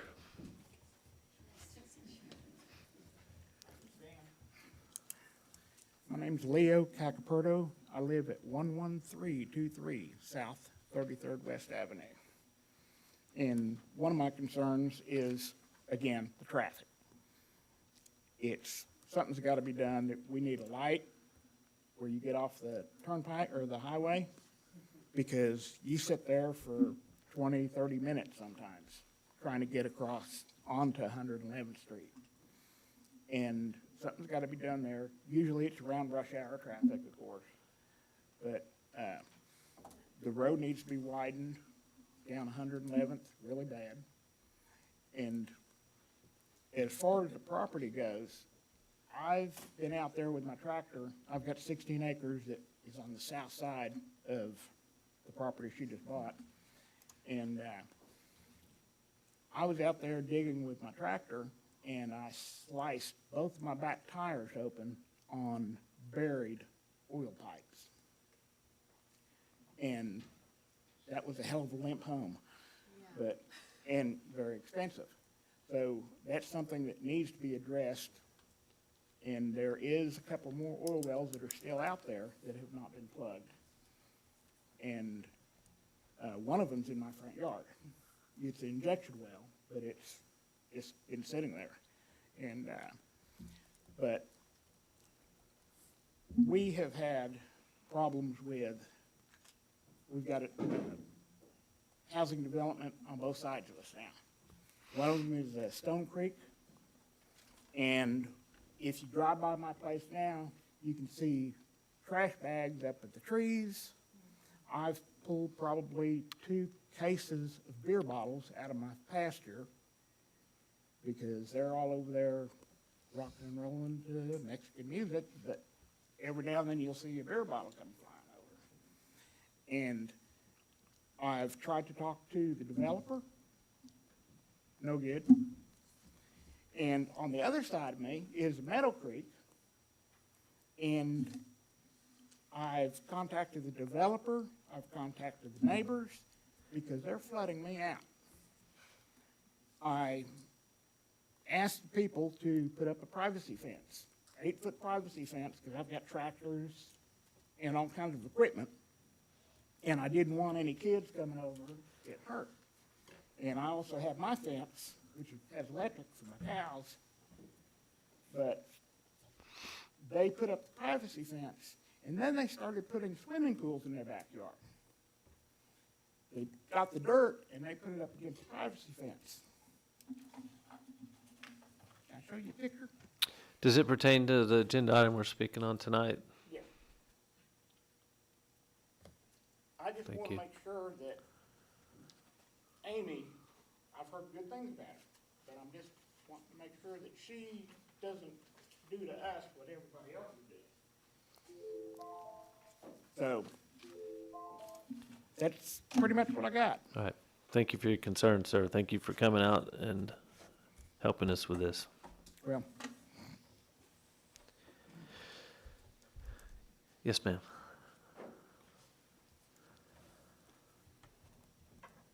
Charlotte Montgomery, 10612 South Fir Avenue.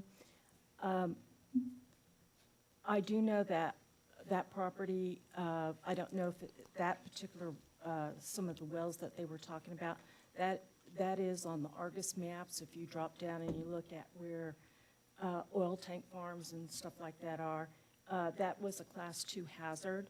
So I can understand what their concerns are.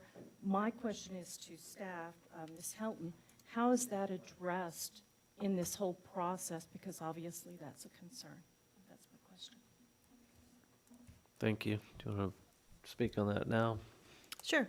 The city of Jenks has some very limited language on oil wells, injection sites, and anything to do with the Corporation Commission, basically anything that they would process. So we have some things that says when you can drill, how far away, et cetera. So that information has already been shared with the applicant.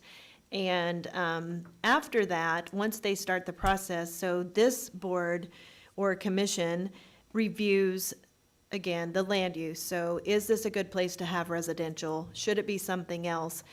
And beyond that, we don't regulate anything that's regulated by the Corporation Commission or any other entity. So if you're with the Army Corps of Engineers, they do what they are supposed to do, and that's regulated on the developer side. So we have a checklist of things that we go through and look at. So on the preliminary plat, when it comes through, they'll have to identify any places where there are oil wells and there's like a list and some criteria.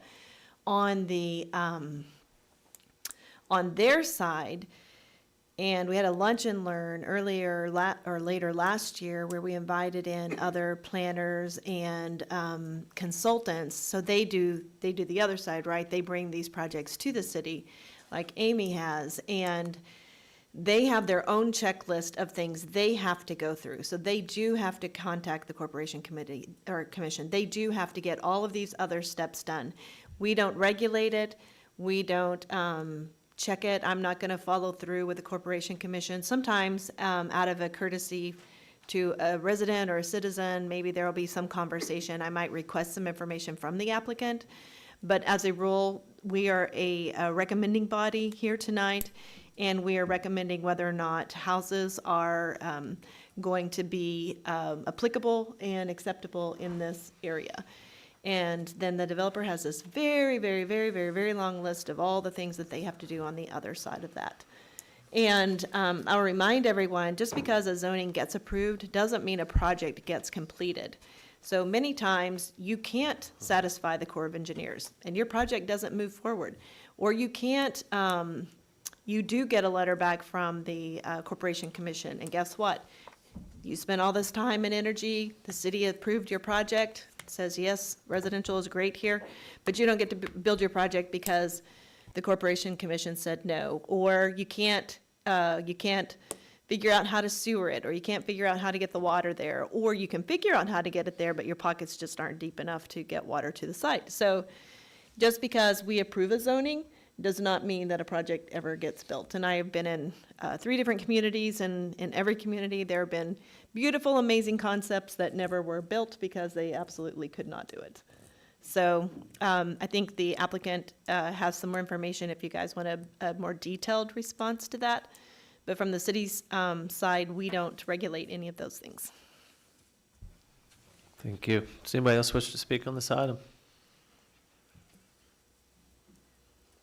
Any other comments from the public? All right, I see none. We'll go ahead and close the floor. Back to further, oh, I'm sorry, the applicant, if you want to respond to any of these things, there was a question about fencing around the perimeter. I'd like for you to. There's a couple things, yeah. I just want to get you back up here. Okay, so it will be a full masonry fence across the entire front. I don't mean masonry like what you see these days. I mean an actual real brick cinder block masonry with a footer fence across the front.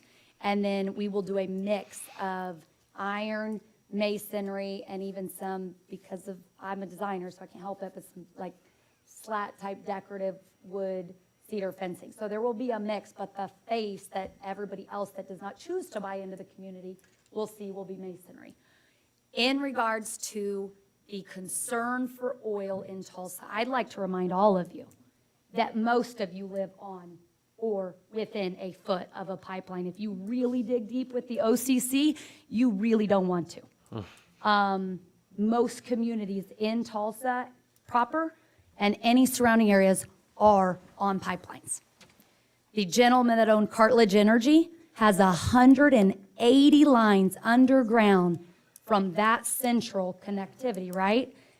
And the actual 40 acres, when we got with the OCC commission on site before I purchased, had 4. All the rest are on a lot of people's land that don't even know about it. So if you're concerned, I highly recommend you research the OCC, because I was blown away. So this particular parcel of 40 acres had 4. They are all capped, plugged. If they are not finished, they are on the contract as part of that closing. He had 120 days after closing to take care of it. And I already have 4 of the OCC signed, inspected, and approved documents. I don't mean capping and plugging like what Creek County does, where they come shovel in some cat litter and concrete on top of it. I mean a proper process, because I don't want to live on that. I don't want to build on that for clients and friends. And I certainly don't want my kids to be in those types of communities. So whatever I can put my hand to and do it differently than what I've seen across the state, I'm going to do it. I had huge issues in the Bluffs on many undocumented, even with the OCC, that we would open up when we would go to prep something, and I would actually move acreage and sites and home sites to ensure we weren't close. So leakage will no longer be an issue. All those are becoming deadlines. He shut down his entire operation on my 40 acres, but all his other operations are still going. I cannot speak to your parcels if you're around me if he has lines. It only was eliminated on my 40 acres. So there's a process and a plan in place that you guys are working And through most to of it's already been mitigate that. reviewed and approved. Right. Yep. Another question on number of gates, position of gates. Obviously, you're going to have your front entrance. Is So there any? as of now, it is actually going to visually look like 2 communities. It's going to have the 55 plus very distinctively separate, and then it's going to have the main access to the reserve and the estates. Okay. You'll go in that main thoroughfare with the masonry wall on the east side, and then to the right, you'll have iron so that you can visually look in and still get the tree feel on the west side for the larger parcels and the ponds. Then at the very back, it will be open except for the 9 lots on the right. It'll have a secondary gate because, let's be real, somebody building a 10,000 square foot house typically wants a second gate, and I'm appeasing that back section. Thank you. There was a question about drainage. Obviously, that's concerned in the engineering. Yeah, You're so gonna I will capture all that. I'll tell you, drainage right now is a concern because there's no drainage. There's no plan. Somebody moves earth, Cartledge Energy wanted to move something or tweak something or add a pond or a dike, nobody managed it.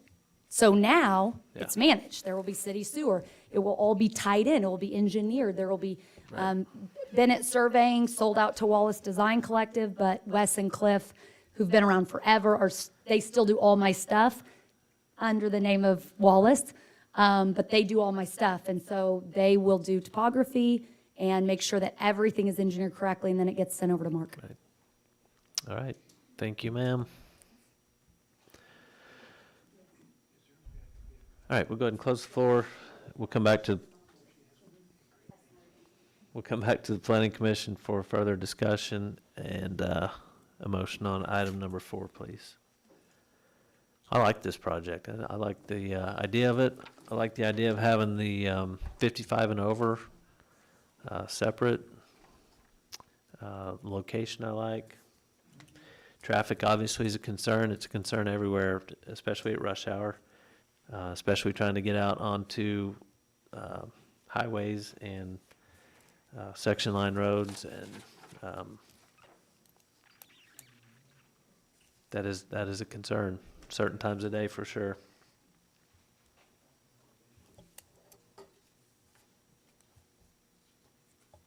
All right. Chair will entertain a motion on item 4.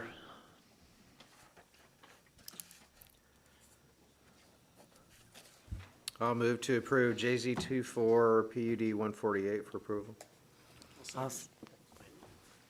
Vote please, Brandon. Boers, Yes. Bowman, Yes. Nixon, Yes. Stevens, Yes. Wilson, Yes. Sellers, Yes. Chair West. Yes.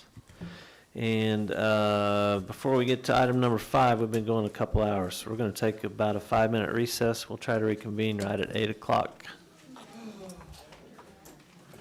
Set a timer for us for 8. 6 minutes.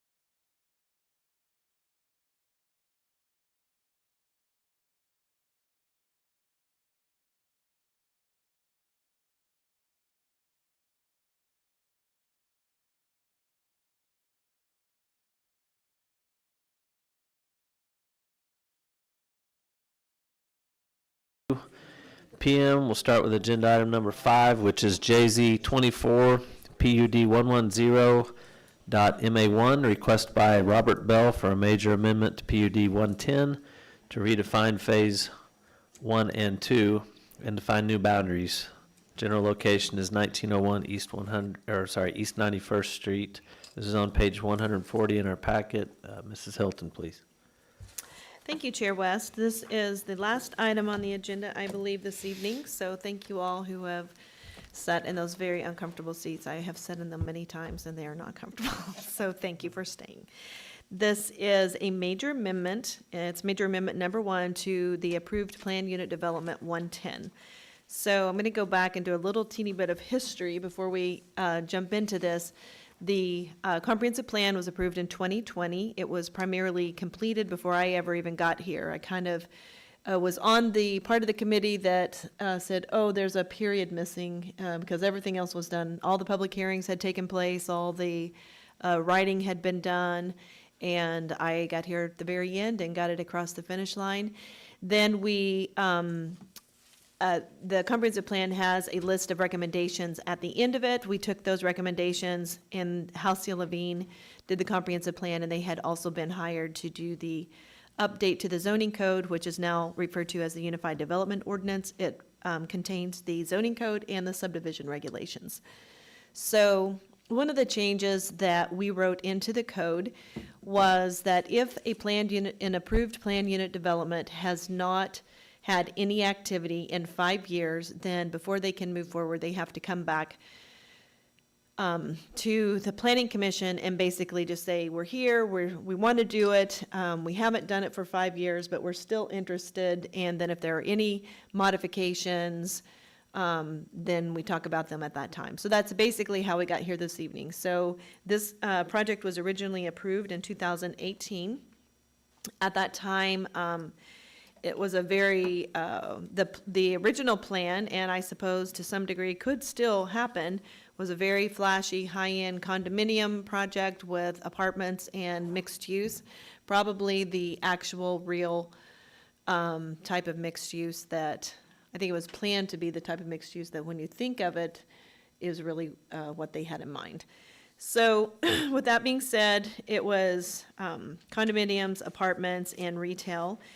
And on page 140, it just kind of talks, you don't have to go there, but it talks about how we got to where we are. So we're here tonight reviewing an approved PUD and really looking at the details of the amendment that they want to do. So with that being said, originally there were 3 development areas, development area A, B, and C, and they have revised that to be 2 phases. So there's phase 1 and phase 2. Phase 1 is what we are talking about this evening, and that is in the area that was originally identified as development area B. Okay, Mr. Bell is here, and I suddenly was like, was that right? If you look on page 141, it says planning data, and then underneath that, it talks about the original PUD, and then if you go down just a little bit, it talks about major amendment number 1. So another thing that changed when we updated the Unified Development Ordinance, we rezoned 5 blocks on Main Street, and then we rezoned everything along the river that was previously ROC to River Tourist Commercial. So now the underlying zoning of ROC is what we call a legacy district, and you follow the standards of the Riverfront Tourist Commercial, if that's not confusing enough for everyone. So I identified the parcels, talked about the zoning down there, and then what you see, oops, he moved it. So what you were looking at was the comprehensive plan and the land use map. So this one is very interesting to me, and I like I said, all of this was done before I got here. There were a few changes that were made right before we adopted it, and then there were a few changes. We've done several amendments since then. But for some reason, because this had an approved PUD on that brown area, they kept it as multifamily instead of regional commercial. So this one really has the zoning and the underlying land use plan for a lot of dense housing along the river. But it does not exclude commercial development. So then if you look at the zoning, which is the map below, that's the RTC zoning. On page 143, I have the chart that I like to use that kind of shows you if this was straight zoning, this is what the land area, dwelling units, all of that, height and everything would look like. And then it has major amendment number 1 for phase 1. And then I also went ahead and put in the approved PUD 110, development area B, what those standards were. And then if you just did a straight multifamily, what those standards would look like. And on page 144, it says staff recommends conditional approval of JZ 24, PUD 110, major amendment number 1. And let's see,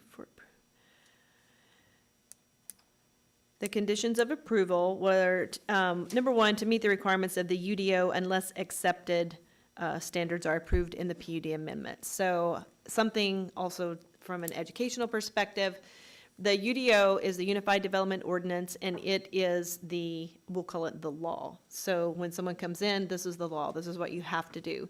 You have to have a lot that's this wide and this many square feet, et cetera. And these are the uses that are allowed. But if you put an overlay district on top of your property, on top of your zoning, then that overlay district has the flexibility to amend some of those laws. And so in this case, the first condition is just more a statement, and it basically says, meet the requirements of the UDO unless accepted standards are approved in the PUD amendment. Says that plating is required. Again, this is a standard language in the development process. Something new that we do since 2022 is require formal site plan approval. So previously, the site plan was generally put in the PUD document and approved by the Planning Commission at the same time.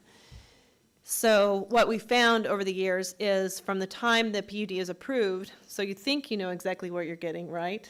And we like that comfort of a PUD because it's exactly what we're going to get, except it rarely is exactly what you're going to get. That's why we're here with an amendment. And we have lots of amendments to planned unit development. So it does plating is always required. There are some things that the city has talked about with the applicant. Along the river, we have plans for a trail, and so at some point, the trail right-of-way will need to be dedicated. If it's phase 1, if the trail is to be dedicated, the problem is, at this point, we don't know if the trail is going along the river, along the levee, beside the river, we don't know. So at some point, before the final plat is filed, there will be a trail dedicated to the city at the distance of a minimum of 30 feet. The fire marshal always approves the plan. I went ahead and put it in there, but just an FYI to the public and to the planning commission, the fire marshal looks at the site plan, looks at all the how can you get to water? Where are your connections for if there is an emergency, et cetera? Can they get through the site safely? Where are your fire lanes?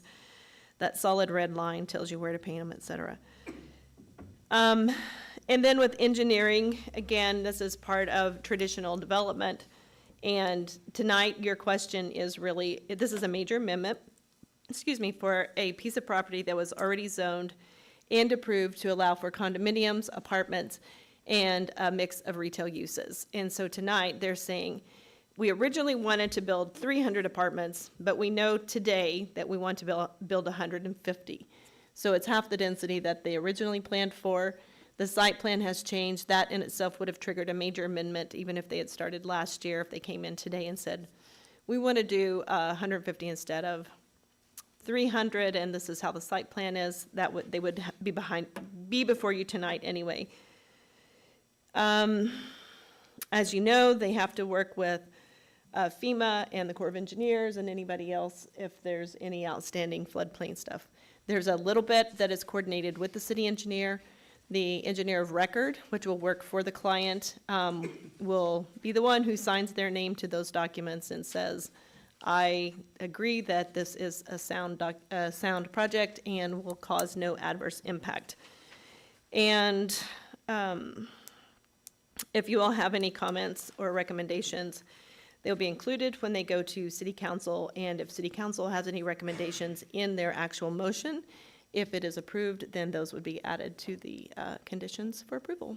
With that being said, staff does recommend approval of this major amendment. The question before you tonight, is it appropriate to allow them to begin the process for phase one, which would allow for 150 apartments?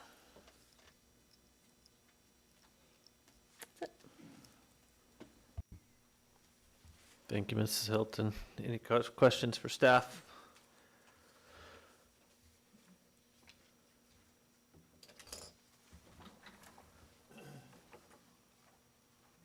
No? I do believe the applicant is present, and I'm certain that he wishes to speak. Well, I could not. Here he comes. Thank you, Chairman, members of the commission. I'm Robert Bell, 101 East Aquarium Place here in Jenks. And this is really kind of a simple application, as Marseille has appropriately laid it out at that point. What we're doing is changing the development areas to 2 areas. And we're changing the apartments from along 91st down to the river to along the levee. And the reason for that is there's a need to get this started. This has been 5 years and nothing's happened, and a lot of the reasons it hasn't happened is the access isn't worked out for the entire parcel. The trail that INCOG now has said that they want to go from 71st has to go through this property. That hasn't been worked out. But what we know is that area, as long as we set back away from the levee far enough that the road can go in or the trail can go in there, or it can go into phase 2 at that point along the river, and so we can move forward with the apartment complex. To do that, we decrease the number of apartments to 150, and so this is in tune with what the original plan was, because it leaves room for the commercial to go where the commercial needs to be, which is along the river at that point.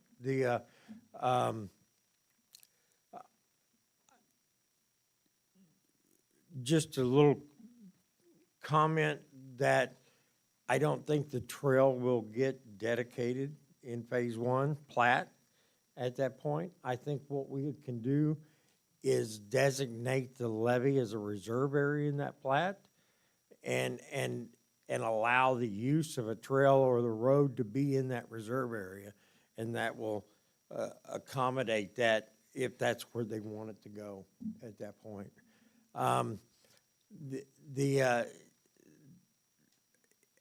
I guess I just open to any questions you might have. There wasn't a lot of changes in the standards or the criteria, the bulk area requirements of that. There was a couple. Parking we established, instead of 1 space for single family or for 1 bedroom and 2 spaces for 2 and above. We designated that at 1.7. That's a use, that's a number that's been approved in the Tulsa market. And that came from the architect involved with this.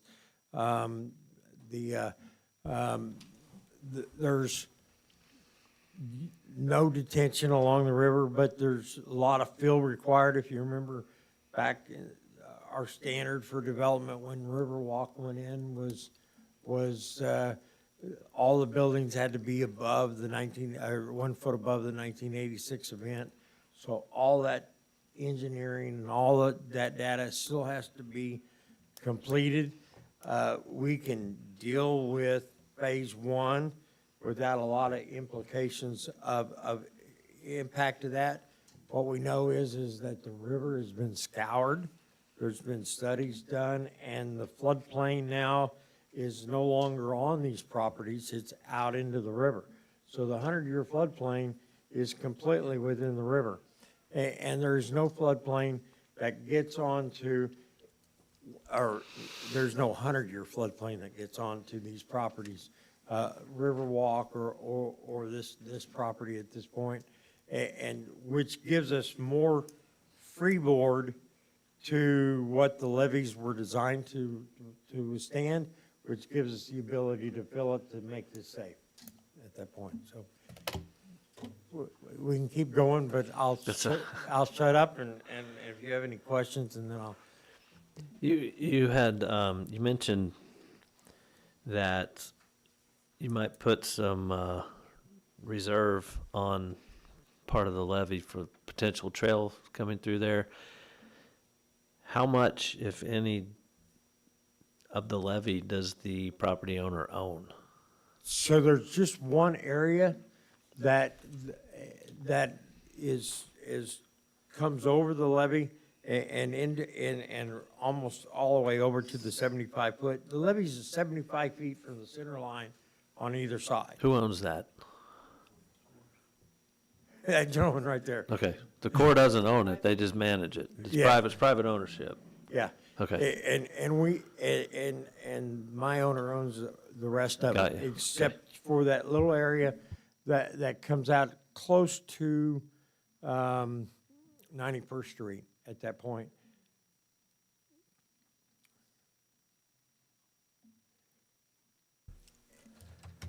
And so what I recommend is we're not going to request a reduction of the levee easement. That's 75 feet from the center line of the levee. That's enough area to put in like the extension of Fifth Street if that wants to go along that levee. And possibly the trail that INCOG wants at that point. So the way to do that is if we put it into the entire levee into a reserve area, that's appropriate for the levee at that point, and that way we designate those uses in the plat are allowed, and then therefore the city can move forward with that road or that trail or the developer can if that's who builds it. Okay, thank you. Any other questions for Mr. Bell while he's up?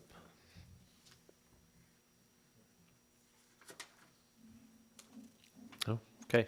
Thank you, Robert.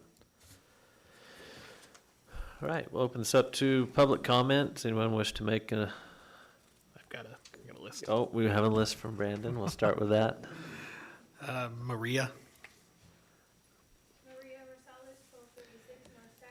Can you go ahead and come up, ma'am? Thank you. That way we can get on microphone and out on our YouTube channel simultaneously. Thank you. Maria Rosales, 1236 North 2nd Street, resident for about 18 years there. My main concern is traffic. We already have plenty of traffic. We have high school traffic, bus traffic, not to mention that we don't get a fast response from the fire department. Several years ago, there was a fire across the street from one of our neighbors. It took 45 minutes for a response. Now, if we're having all these additional units built in, you guys don't already have the capacity. You don't have the road. It's impossible for additional units. How many more residents are going to come in? You already have the Riverwalk. Now, digging into the levee, when the flooding came, it did erode. It did go into the Riverwalk. So for him to say that it's going into the river, that's not true. Because there's footage of it actually going into Los Cabos, or whatever the restaurant is there. So again, the city has yet to address the main issue in Jenks, which is traffic, policing, and safety. We don't have any way for you guys to hook up. When you guys said there's fire lines, there's no fire lines. There's no connections for any hydrants. There's no hydrants in our area. I mean, our safety, that if you guys, there's no policing at 4 o'clock when elementary kids are crossing that street. I have myself had to scream at people driving 40 miles an hour. No police, ever. Nobody ever gets pulled over. Unless you guys need to get your numbers up, and it's once a month. I have to go and make sure my 9-year-old gets across the street. My neighbor's kids get across the street. Not mine, but their kids too, because I've had them run and people would not stop. I'm sure you wouldn't want that for your kids. We moved to Jenks because it's a safe community. We're at a dead end. We want to keep it that way. We want to keep it quiet. And you guys have taken that away from us. And I really do want something as far as safety for the kids, because as you know, the high school's right there. High school kids almost get run over all the time because they're crossing to and from the fields. Thank you, Maria.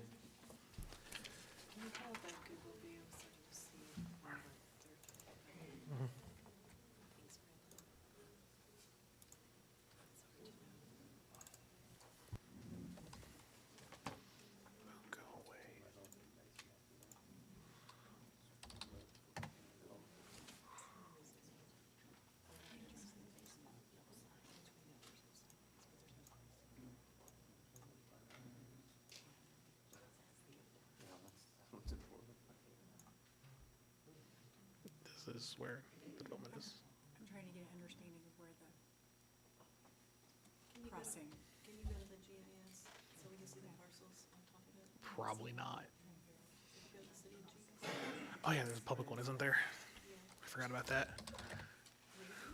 I just kind of wanted a little more clarity from the citizen on the, yes, thank you, on where the crossing is that she's discussing. There's multiple crossings, so the school buses get dropped off at 2 different. Is that down Fifth Yeah, Street? that's what I'm going to now. I just don't remember where it is. It is on 2 different ones. So there's a bus stop at Maria, high school can you come up, back up? Okay, we're gonna see if we can pull up a map where you can point it out so that I want to give a good report back to other staff Well, and, the bus route is down that whole street, Okay. so you're having kids down all of it.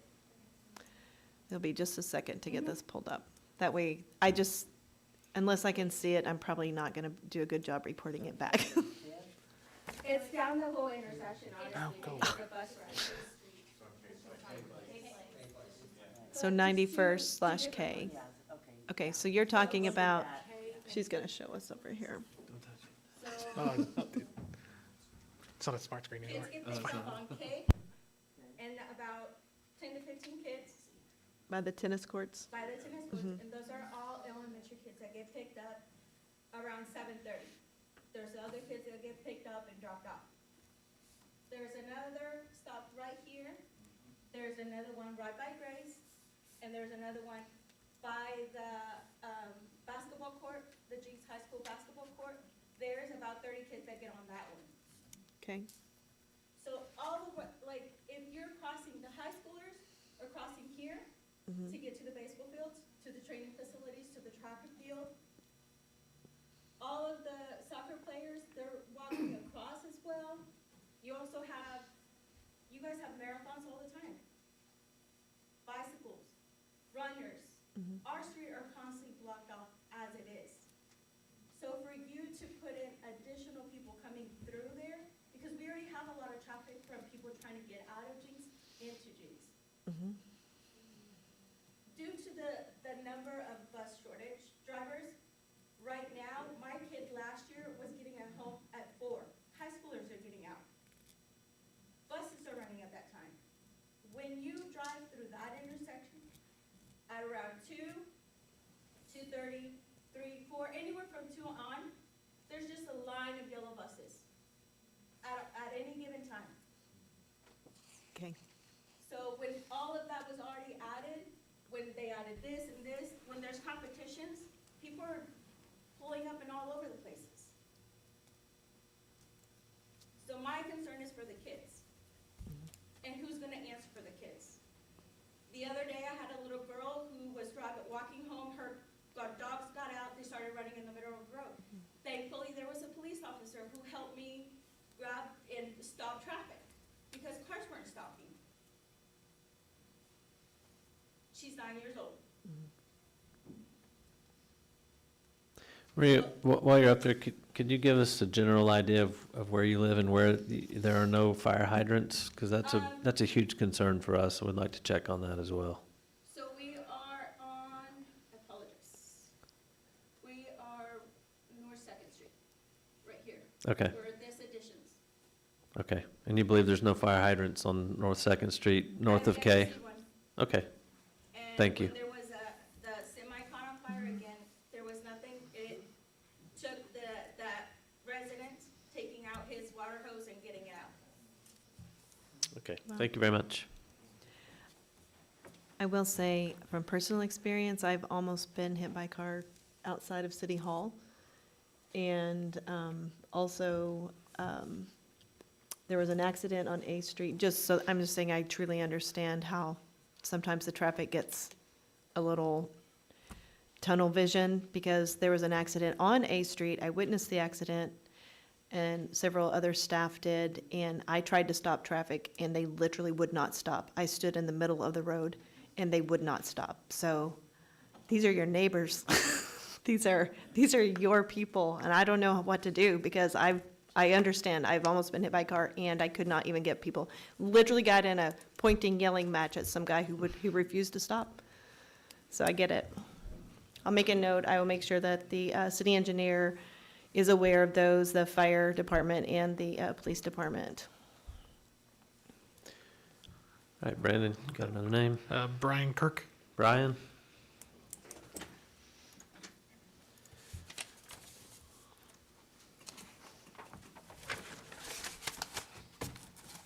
Hi, I'm Brian Kirk. I live at 1314 North Second Street. Basically, the same area that this nice lady pointed out. Basically, first and foremost, you guys might want to look at this. 7/8 of the notification area is in the Arkansas River or an area that's unoccupied or apartments that, are short-term renters anyway. So, it's kind of baffled me that, this area wasn't expanded or looked at. I feel like there could have been better notification to a lot of the residents, especially us on North Second Street. We were informed early, I'd say last spring, that the city purchased a property on that street to use as secondary access for, we were told, future development. That's a very busy area, just like she said, and we would like to know if that's actually true and what you guys plan to do, because, right now it's a raceway, and everybody's, you're constantly looking out for cars, buses. We got buses that go 40-plus miles an hour in a 25-mile-an-hour zone.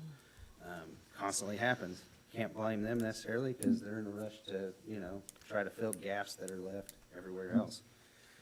But in general, basically, we would just like to know what you guys are gonna do with those heavy traffic concerns. That's, we understand development is inevitable. We would just like to see smart, planned development versus, hey, we're just gonna throw a bunch of units in here. And yes, they might have lowered the number to 150 for the first phase. What's coming in the second phase, third phase, fourth phase, however many phases they plan to do eventually. Right now, the infrastructure can't hold the traffic. And, you guys are just, even if you do reroute it to Second Street, you're just circling right back to K Place, which is already busy. So ultimately, we understand development is inevitable, but we would like to see maybe what that looks like. Because if you're just gonna turn our quiet little street into another, K Place where it's a racetrack, we would just rather see that not happen. Other than that, you got all the infrastructure, you're bringing in more families about, the schools. The schools are already, pushed to their limits. Every time school's getting out, there's a constant line, whether it's at Grace, around the corner, around all these fields, there's just constant traffic, people parked, you can't get anywhere. So, just adding more people, adding more, traffic through there is not necessarily gonna, help anything. It's just gonna make it harder for everybody to get around. That's pretty much all I got to say. Thank you, Brian. I wanted to ask, is there a stop sign at K and Fifth? I know I drove by there to take another look, but is there No. something stopping the flow? Not on K. I thought there was, but. took one off of Third Street. There's been several accidents right here. People just going at an obscene mile an hour and just getting T-boned right here. I've actually been T-boned, dropping off one of my other plumbers, and I got T-boned right in the middle of his parking lot, or in the middle of his driveway as I was turning in, you know? K-Place is right here. See, I got T-boned. Should be right here. Basically right as near second place, in K-Place. Where's the stop sign? The stop sign, the nearest stop sign as far as is back here by the, But there's not one at that. no, the next stop sign is over here by the actual apartments. Okay. And I mean, this stretch right here is almost like a drag race, you know, for a lot of people. I guess they come around this corner, they just feel the need to, you know, accelerate. You know, we used to have a stop sign right here, but they took it out, you know, I don't know for whatever reason, and it's ever since they took this one out, and they put one here, you know, they just moved where people speed, so now people don't speed here, but they speed all the way down to here. Okay.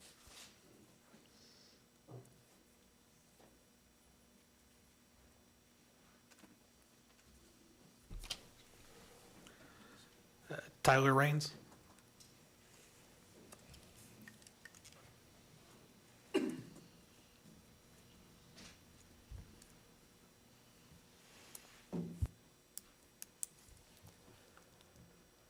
Tyler Raines, 1326 North Second Street, another one on the Second Street. A lot of the points I think have already kind of been hit on, that these big concerns, traffic, the infrastructure's, you know, big concern. One of my big concerns is we do live on a dead-end street. I've lived there for 35 years. I grew up there. Parents still live down the road. Now, I got kids, you know, my wife and and I guess what kind of confuses me is we were informed this last time this came around. We were on that notification. We did not get them this time. I don't know if that's because something changed, why we wouldn't be, but that's one big concern, because there probably would have been more people here at the same amount, you know, were notified. Another big problem is why the city bought that property. It was the Greens, I believe Ms. Langford bought the property there on North Second Street. If I can point it out there. 1373. This property was owned by the Greens. Ms. Langford bought it for around $75,000. During the COVID time, she completely remodeled it, put it on the market, went off the market, the city bought it. We didn't realize that's what happened. We called in because it was getting overgrown, couldn't get anybody to do anything. I believe the city actually cited me, or cited themselves, because the city didn't know that they bought it. So we ended up, I talked to the, I can't remember who I spoke to actually, but anyway, somebody with the city, they informed me that it was purchased for the future development, like Brian spoke of. And is that the intent, to bring that access through our dead-end street, bringing all of that traffic through our quiet little residential area? I can answer those at the end if you want. Yeah. Really, that's my big concern. Okay. Those two issues, why we weren't notified, why we had to find out from somebody else. I can answer the notification question right now, just looking at the map. I believe INCOG makes these maps for us, right? And we're required, I think by, is it state law? To send written notification to those that are within a 300-foot radius of the subject So property. you And Second remove it? Street, on this map, Second Street, it looks like the east side of Second Street properties are just inside that. The west side of Second Street properties are outside of that boundary, so Well, we weren't last time. Right. I don't know about that. That was, Because originally it was an apartment complex, which requires a quarter-mile radius. So apartments are already approved, and this is just a major amendment to decide where the apartments would go. So there was no state statute requirement for a quarter-mile radius. So that's why you got it the first time, but not the second time. So for a major amendment, it's just 300 foot radius, like Chair West said. All right, thank you. Yeah, we're going to talk about that Second Street access to the north here in just a minute. Thank you.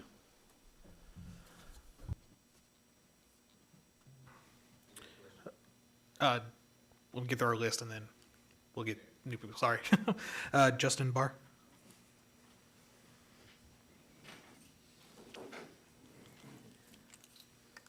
Thank you for having me. It's a privilege to be here. I'm Justin Barr. I live at 243 East K Place, right off of K Place. I was the one that was getting dropped off when we got T-boned by a Texas driver doing 40, which was good because it wasn't a school bus doing 40, which is normal, which is why I can't let my kids check the mail. On top of that, who was the planning director of the city of Jenks when this was approved the first time? Kind of a rhetorical question. 2018, I think it was. Jim Beach. Jim Beach. Okay. Just making sure. I just wanted to make sure there wasn't a conflict of interest there. Absolutely not. Since the resume includes a former planning director of the city of Jenks on this project. I want development. I just want honest development.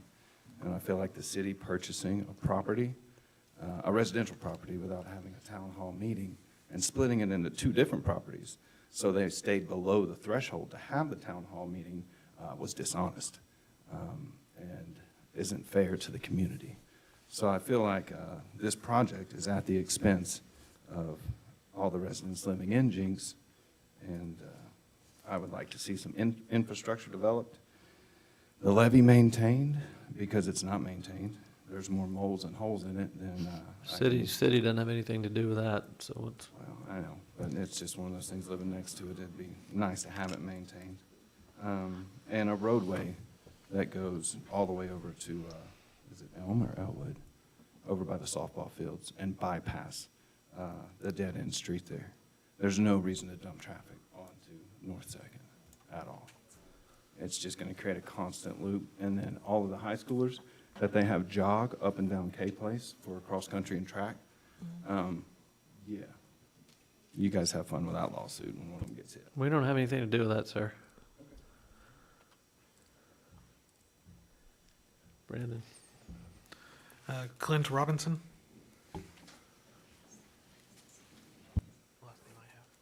Huh? All right. Hello, I'm Clint Robertson. I live at 1193 North Second, and you guys may answer my question here in a little bit. You said something about you're going to address the property. That's pretty much what my questions were, was why was the property at 1317 North Second purchased if it was for access to this private development? I don't, why is the city doing that? So my questions may be answered. And if it is for access, it does, we have a lot of kids that play around on the street. I have my grandkids play on the street, so it's not a good idea to add any more traffic to our area. Thank you. Like I said, you may address my question here in a minute. You said you're gonna- We are, because I'm curious as well. Okay, thank you. Thank you, Clint. All right, that's all the names that Brandon has signed up. Is anybody? Yes, sir. Okay.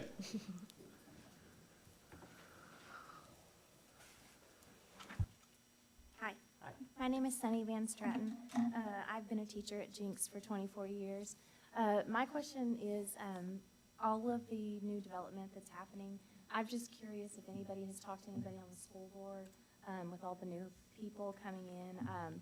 Since I've been here so long, I will tell you that my class is at capacity.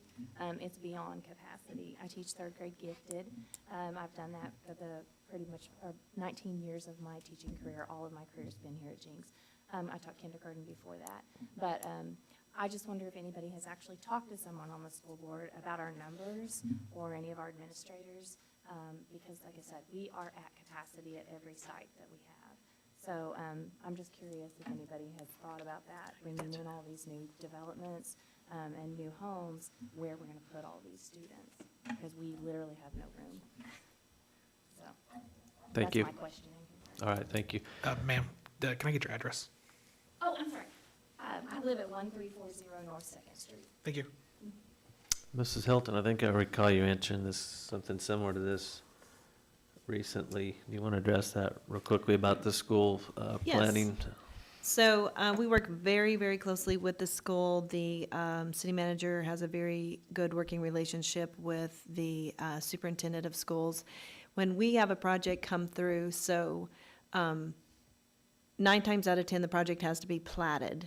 And that plat is sent to what we call our technical advisory committee. And the school has a representative on that committee. So they see every single development that's coming through the city of Jenks. So they know if it's residential, they know if it's commercial, they know how many, generally speaking, I'll give them the documents that you saw tonight that has the PUD in it. They'll have a copy of that.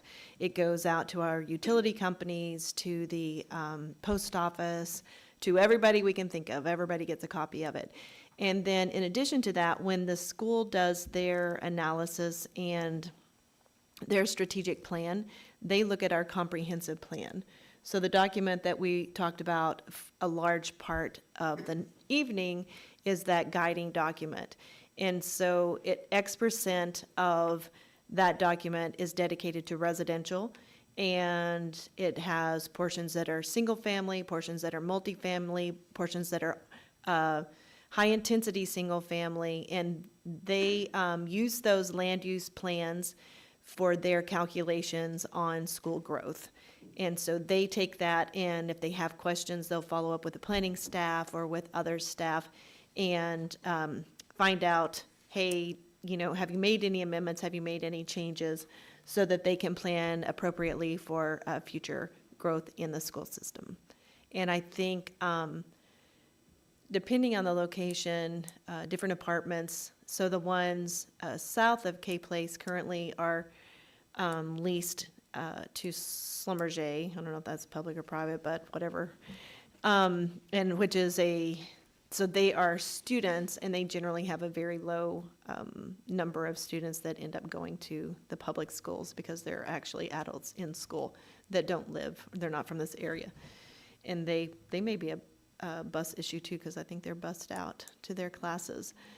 But that's how it works. So the school is always notified on a monthly basis, sometimes bi-monthly, sometimes they send additional reports.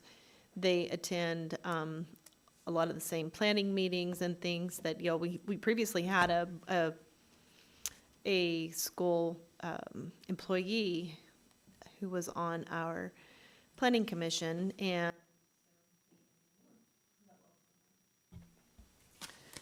but that is, anything else on that? No, that's good. Okay. Appreciate that. Yes, sir. You had a question or a concern? Yes. My name is Stephen Brown. I'm at 2776 East 49th Street in Tulsa, and I'd like to thank the commission for allowing me to speak tonight.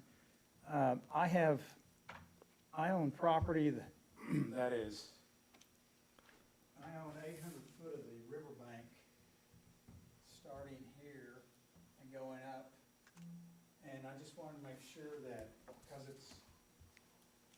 it's on the northeast side, and we have southwestern winds primarily, so I'm going to pick up a lot of the debris and stuff. And by the way, I'm all for development, and then I'm concerned that with those apartments and children,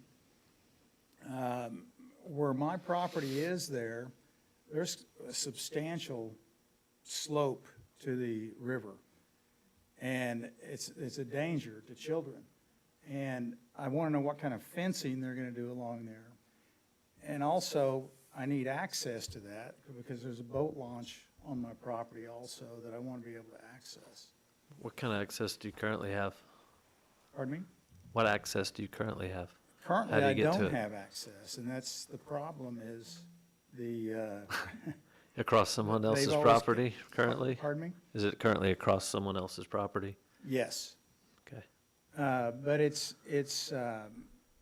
been a situation where I just didn't want to go through Sure. the legal process Mhm. to fight it. But anyway, it's just a simple little thing. I just want, what kind of fencing are they going to do along there? How are they going to protect me from all the debris that's going to blow across there when they're building, and protect the children? So, and I want access to my property also. That's- All right. Thank you, Stephen. Thank you. Any other comment? Anybody else from the public want to speak on this? Yes, sir. You had an additional question? Quick question about your notification. So I noticed on the, It's on page 168. on the notice that you sent out, everybody, it used there's actually two different addresses. Both. Here and here. Had you used this address that is obviously closer to occupied area, would that have changed this whole map as far as your notification area? Which, I'm sorry, which? There's an old sand company right here, and Yes. then there's another address here. Now, all the notifications we got basically cited this address here. Sure, but, So had you used this address, would that have moved this closer, or would that have changed anything? so I'm the actual kinda- boundary is not based on the address, that was just, if you wanted to search the address, it would give you a general location, but the boundary is the dark black dashed line. Yes, ma'am. So that was the legal description. I just wanted to make sure, Yeah. just for clarity. Sure, Yeah, thank sure. Sir, could you remind me of your name? Brian. Brian, okay, thanks. Yes, sir. Would the applicant like to come back up and address some of these issues, please? Thank you. Brandon, can you put our site plan up there real quick? So I'm curious too, why did the city buy that lot? Because it has nothing to do with us. And there's no access going over the levee and over down to Second Street. That's, I know that the property owner that owned property, all the property on Third Street was planning a development in there. And I think that, he had a sale on that, and I think that fell apart. And I don't know if that was a part of that, but I gave I sent Marseille a site plan that was updated from this. Page 169.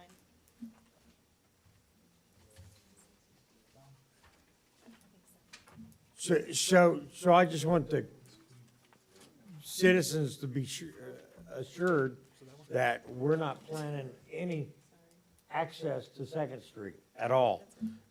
In fact, if you look at this is Fifth Street coming out of Riverwalk at that point. And so the levee is over here. This is this property, and this will be an extension of Fifth Street. This will be an access point, and it dives down to a parking lot. This is the levee through here. Futuristically, this road will probably, or this access point will probably get extended all the way along the levee to Elm Street. And that will be the major access. If that doesn't happen, that road will go in the middle of the property and extend all the way to Elm Street. So in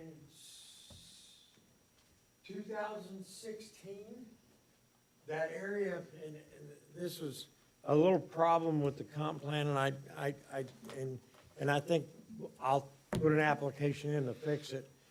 In 2016, this property was included into the Riverfront Entertainment District. And at that point, it would have been designated as the same as Riverwalk, the same as the aquarium at that point. That went up to the sand company's property and stopped. And in that change, and in that comp plan designation, that write-up talked about that road necessary to go all the way to Elm. And that was so we could have commercial development all the way along the river, all the way up to Elm Street. And I think the Creeks are planning some activities on their property, which is in Tulsa, just north of where that connection would be at that point. So, the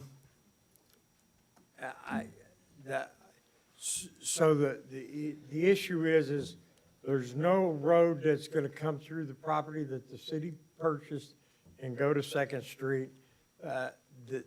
That's not gonna happen. There's no road gonna come over the levee from this property. This property is planning on their road going all the way to Elm Street in the future.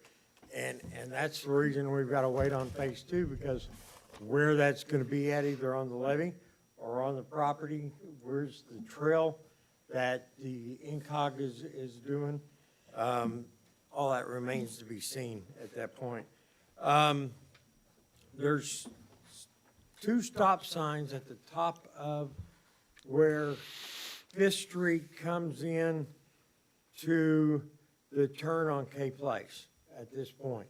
So what we'll do in this process is we'll square that off where currently it's kind of rounded. And there's been some safety issues there. That's why the city went back and put stop signs on both sides, one on Fifth and one on K at that point. So when this development happens, that'll be a 4-way at that point, instead of just the 3-way, which is the K Place to the river, Fifth Street towards Main, and then K Place towards Elm Street at that point. The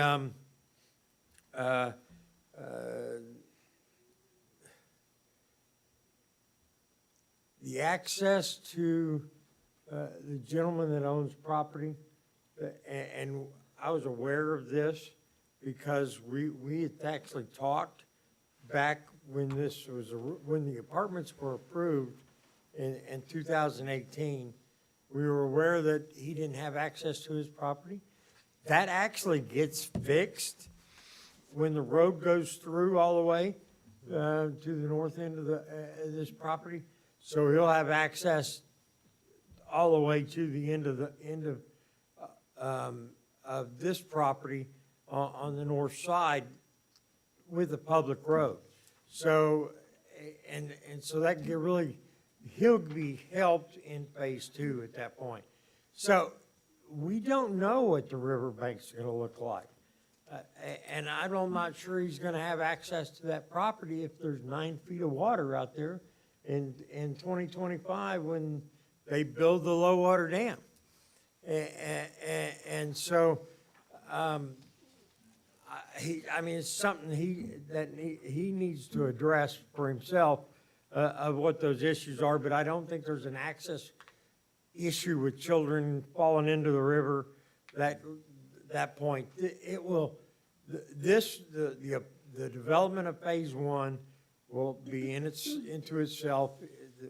They won't be children out on that vacant land that'll actually be 3 or 4 feet lower than what the apartment site will be, because it'll be filled to above the 100-year floodplain, or 8 feet above the 100-year floodplain at that point. So I just wanted to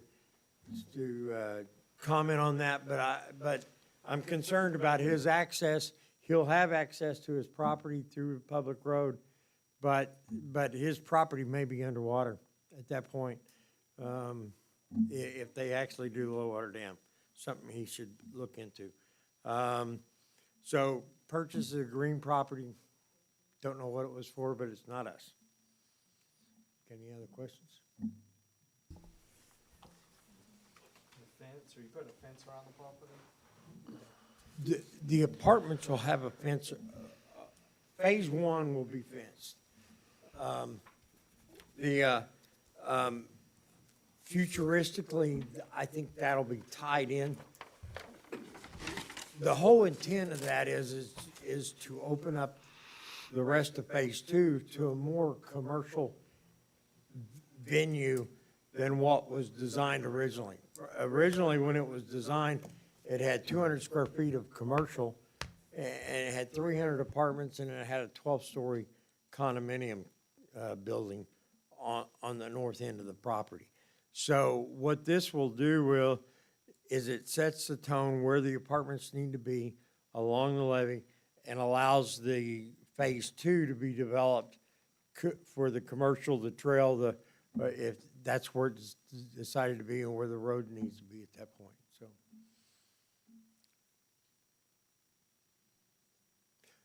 So again, I would follow with what Marseille was saying.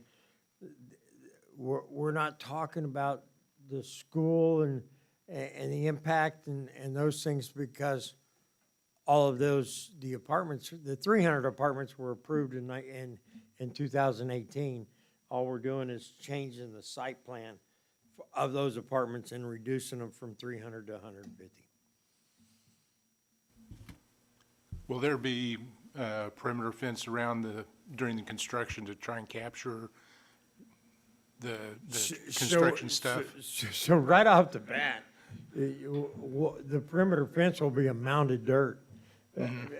Because there'll be about 4,000 trucks of dirt go in there to get to the field that's necessary to meet the requirements. And so. That's just setting the pad. Well, yeah, and so the infrastructure will go in, and then we'll go in and be able to move the dirt.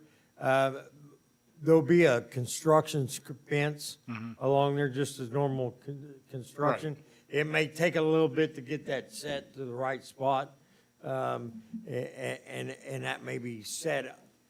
But it will help to contain the trash. Absolutely. Okay. I see that mound of dirt in the middle of the property is where I see it, and then it'll get moved to where it needs to be in the final grading plan. Any other questions for Robert? All right, thank you, Mr. Bell. At this point, we'll close the floor, come back to further discussion or a motion on item number 5. Floor is closed, yeah. Huh? Oh, yeah. Yes, let's start with that. Tell me what you know about the city purchasing residential property on the north end of 2nd Street.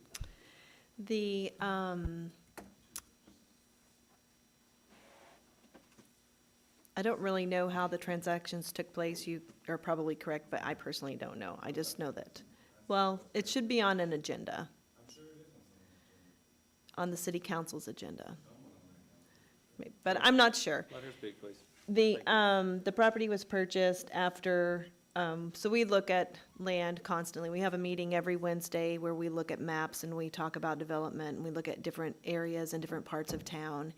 And we talk about transportation, we talk about the comprehensive plan. We literally meet every week. We have the city manager, the assistant city manager, the community development director, the city engineer, myself, and whoever else. Sometimes there's other people in these meetings. Sometimes we have people calling in, and we talk about what's happening. And it literally, as far as I know, based on the meetings that I attended, we just thought, who owns this? That was the first question. We were literally looking around the area and said, who owns this property? Because at some point, there is an approved PUD, and even though it does not connect, and I don't see it connecting, there is an approved PUD. So we already knew for 5 years, council approved a project for condominiums, apartments, and commercial along the river. And there is an expectation that the river will continue to develop all the way. Probably both sides in the next 50 years will be developed. So it became very apparent that whoever controls that lot would control if and when development happened, and it made sense that the city controlled that lot. That was it. And I think it's Brandon's fault if it didn't get mowed. All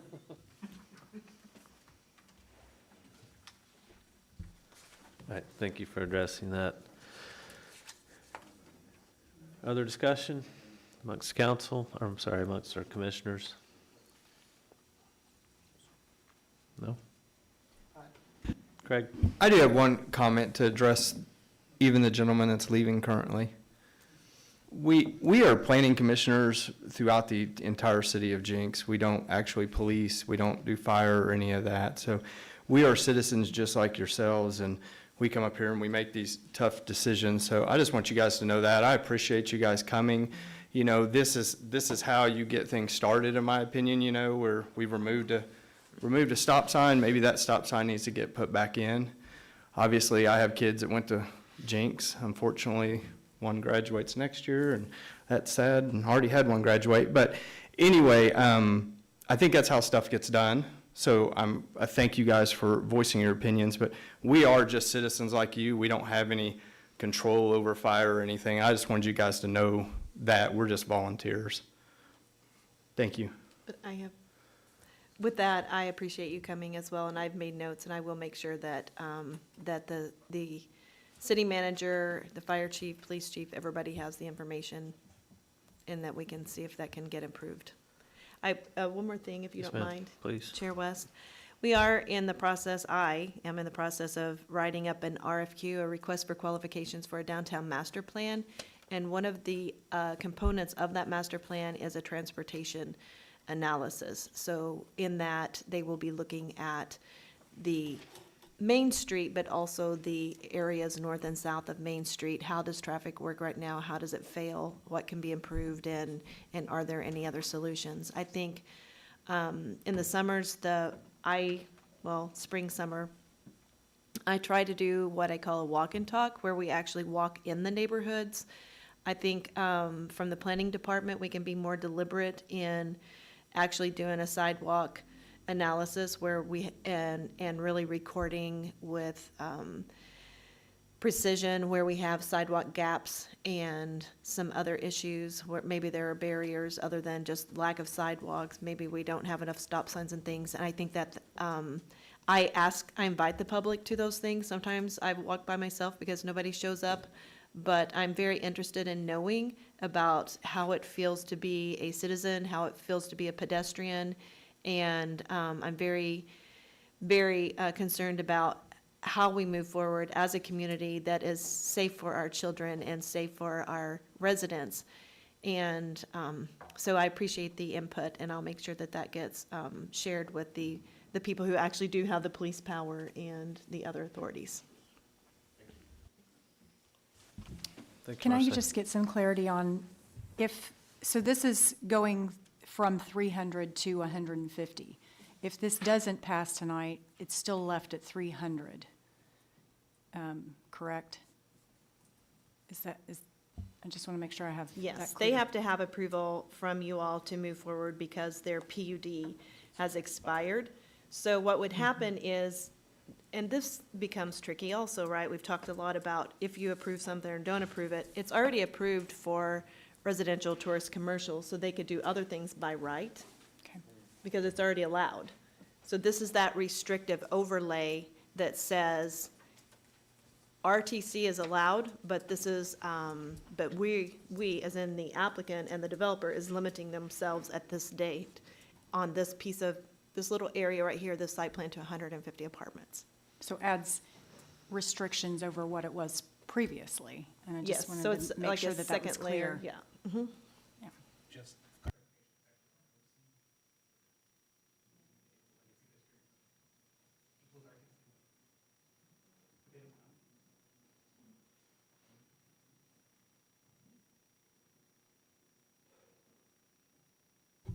All right, is there a motion on this item?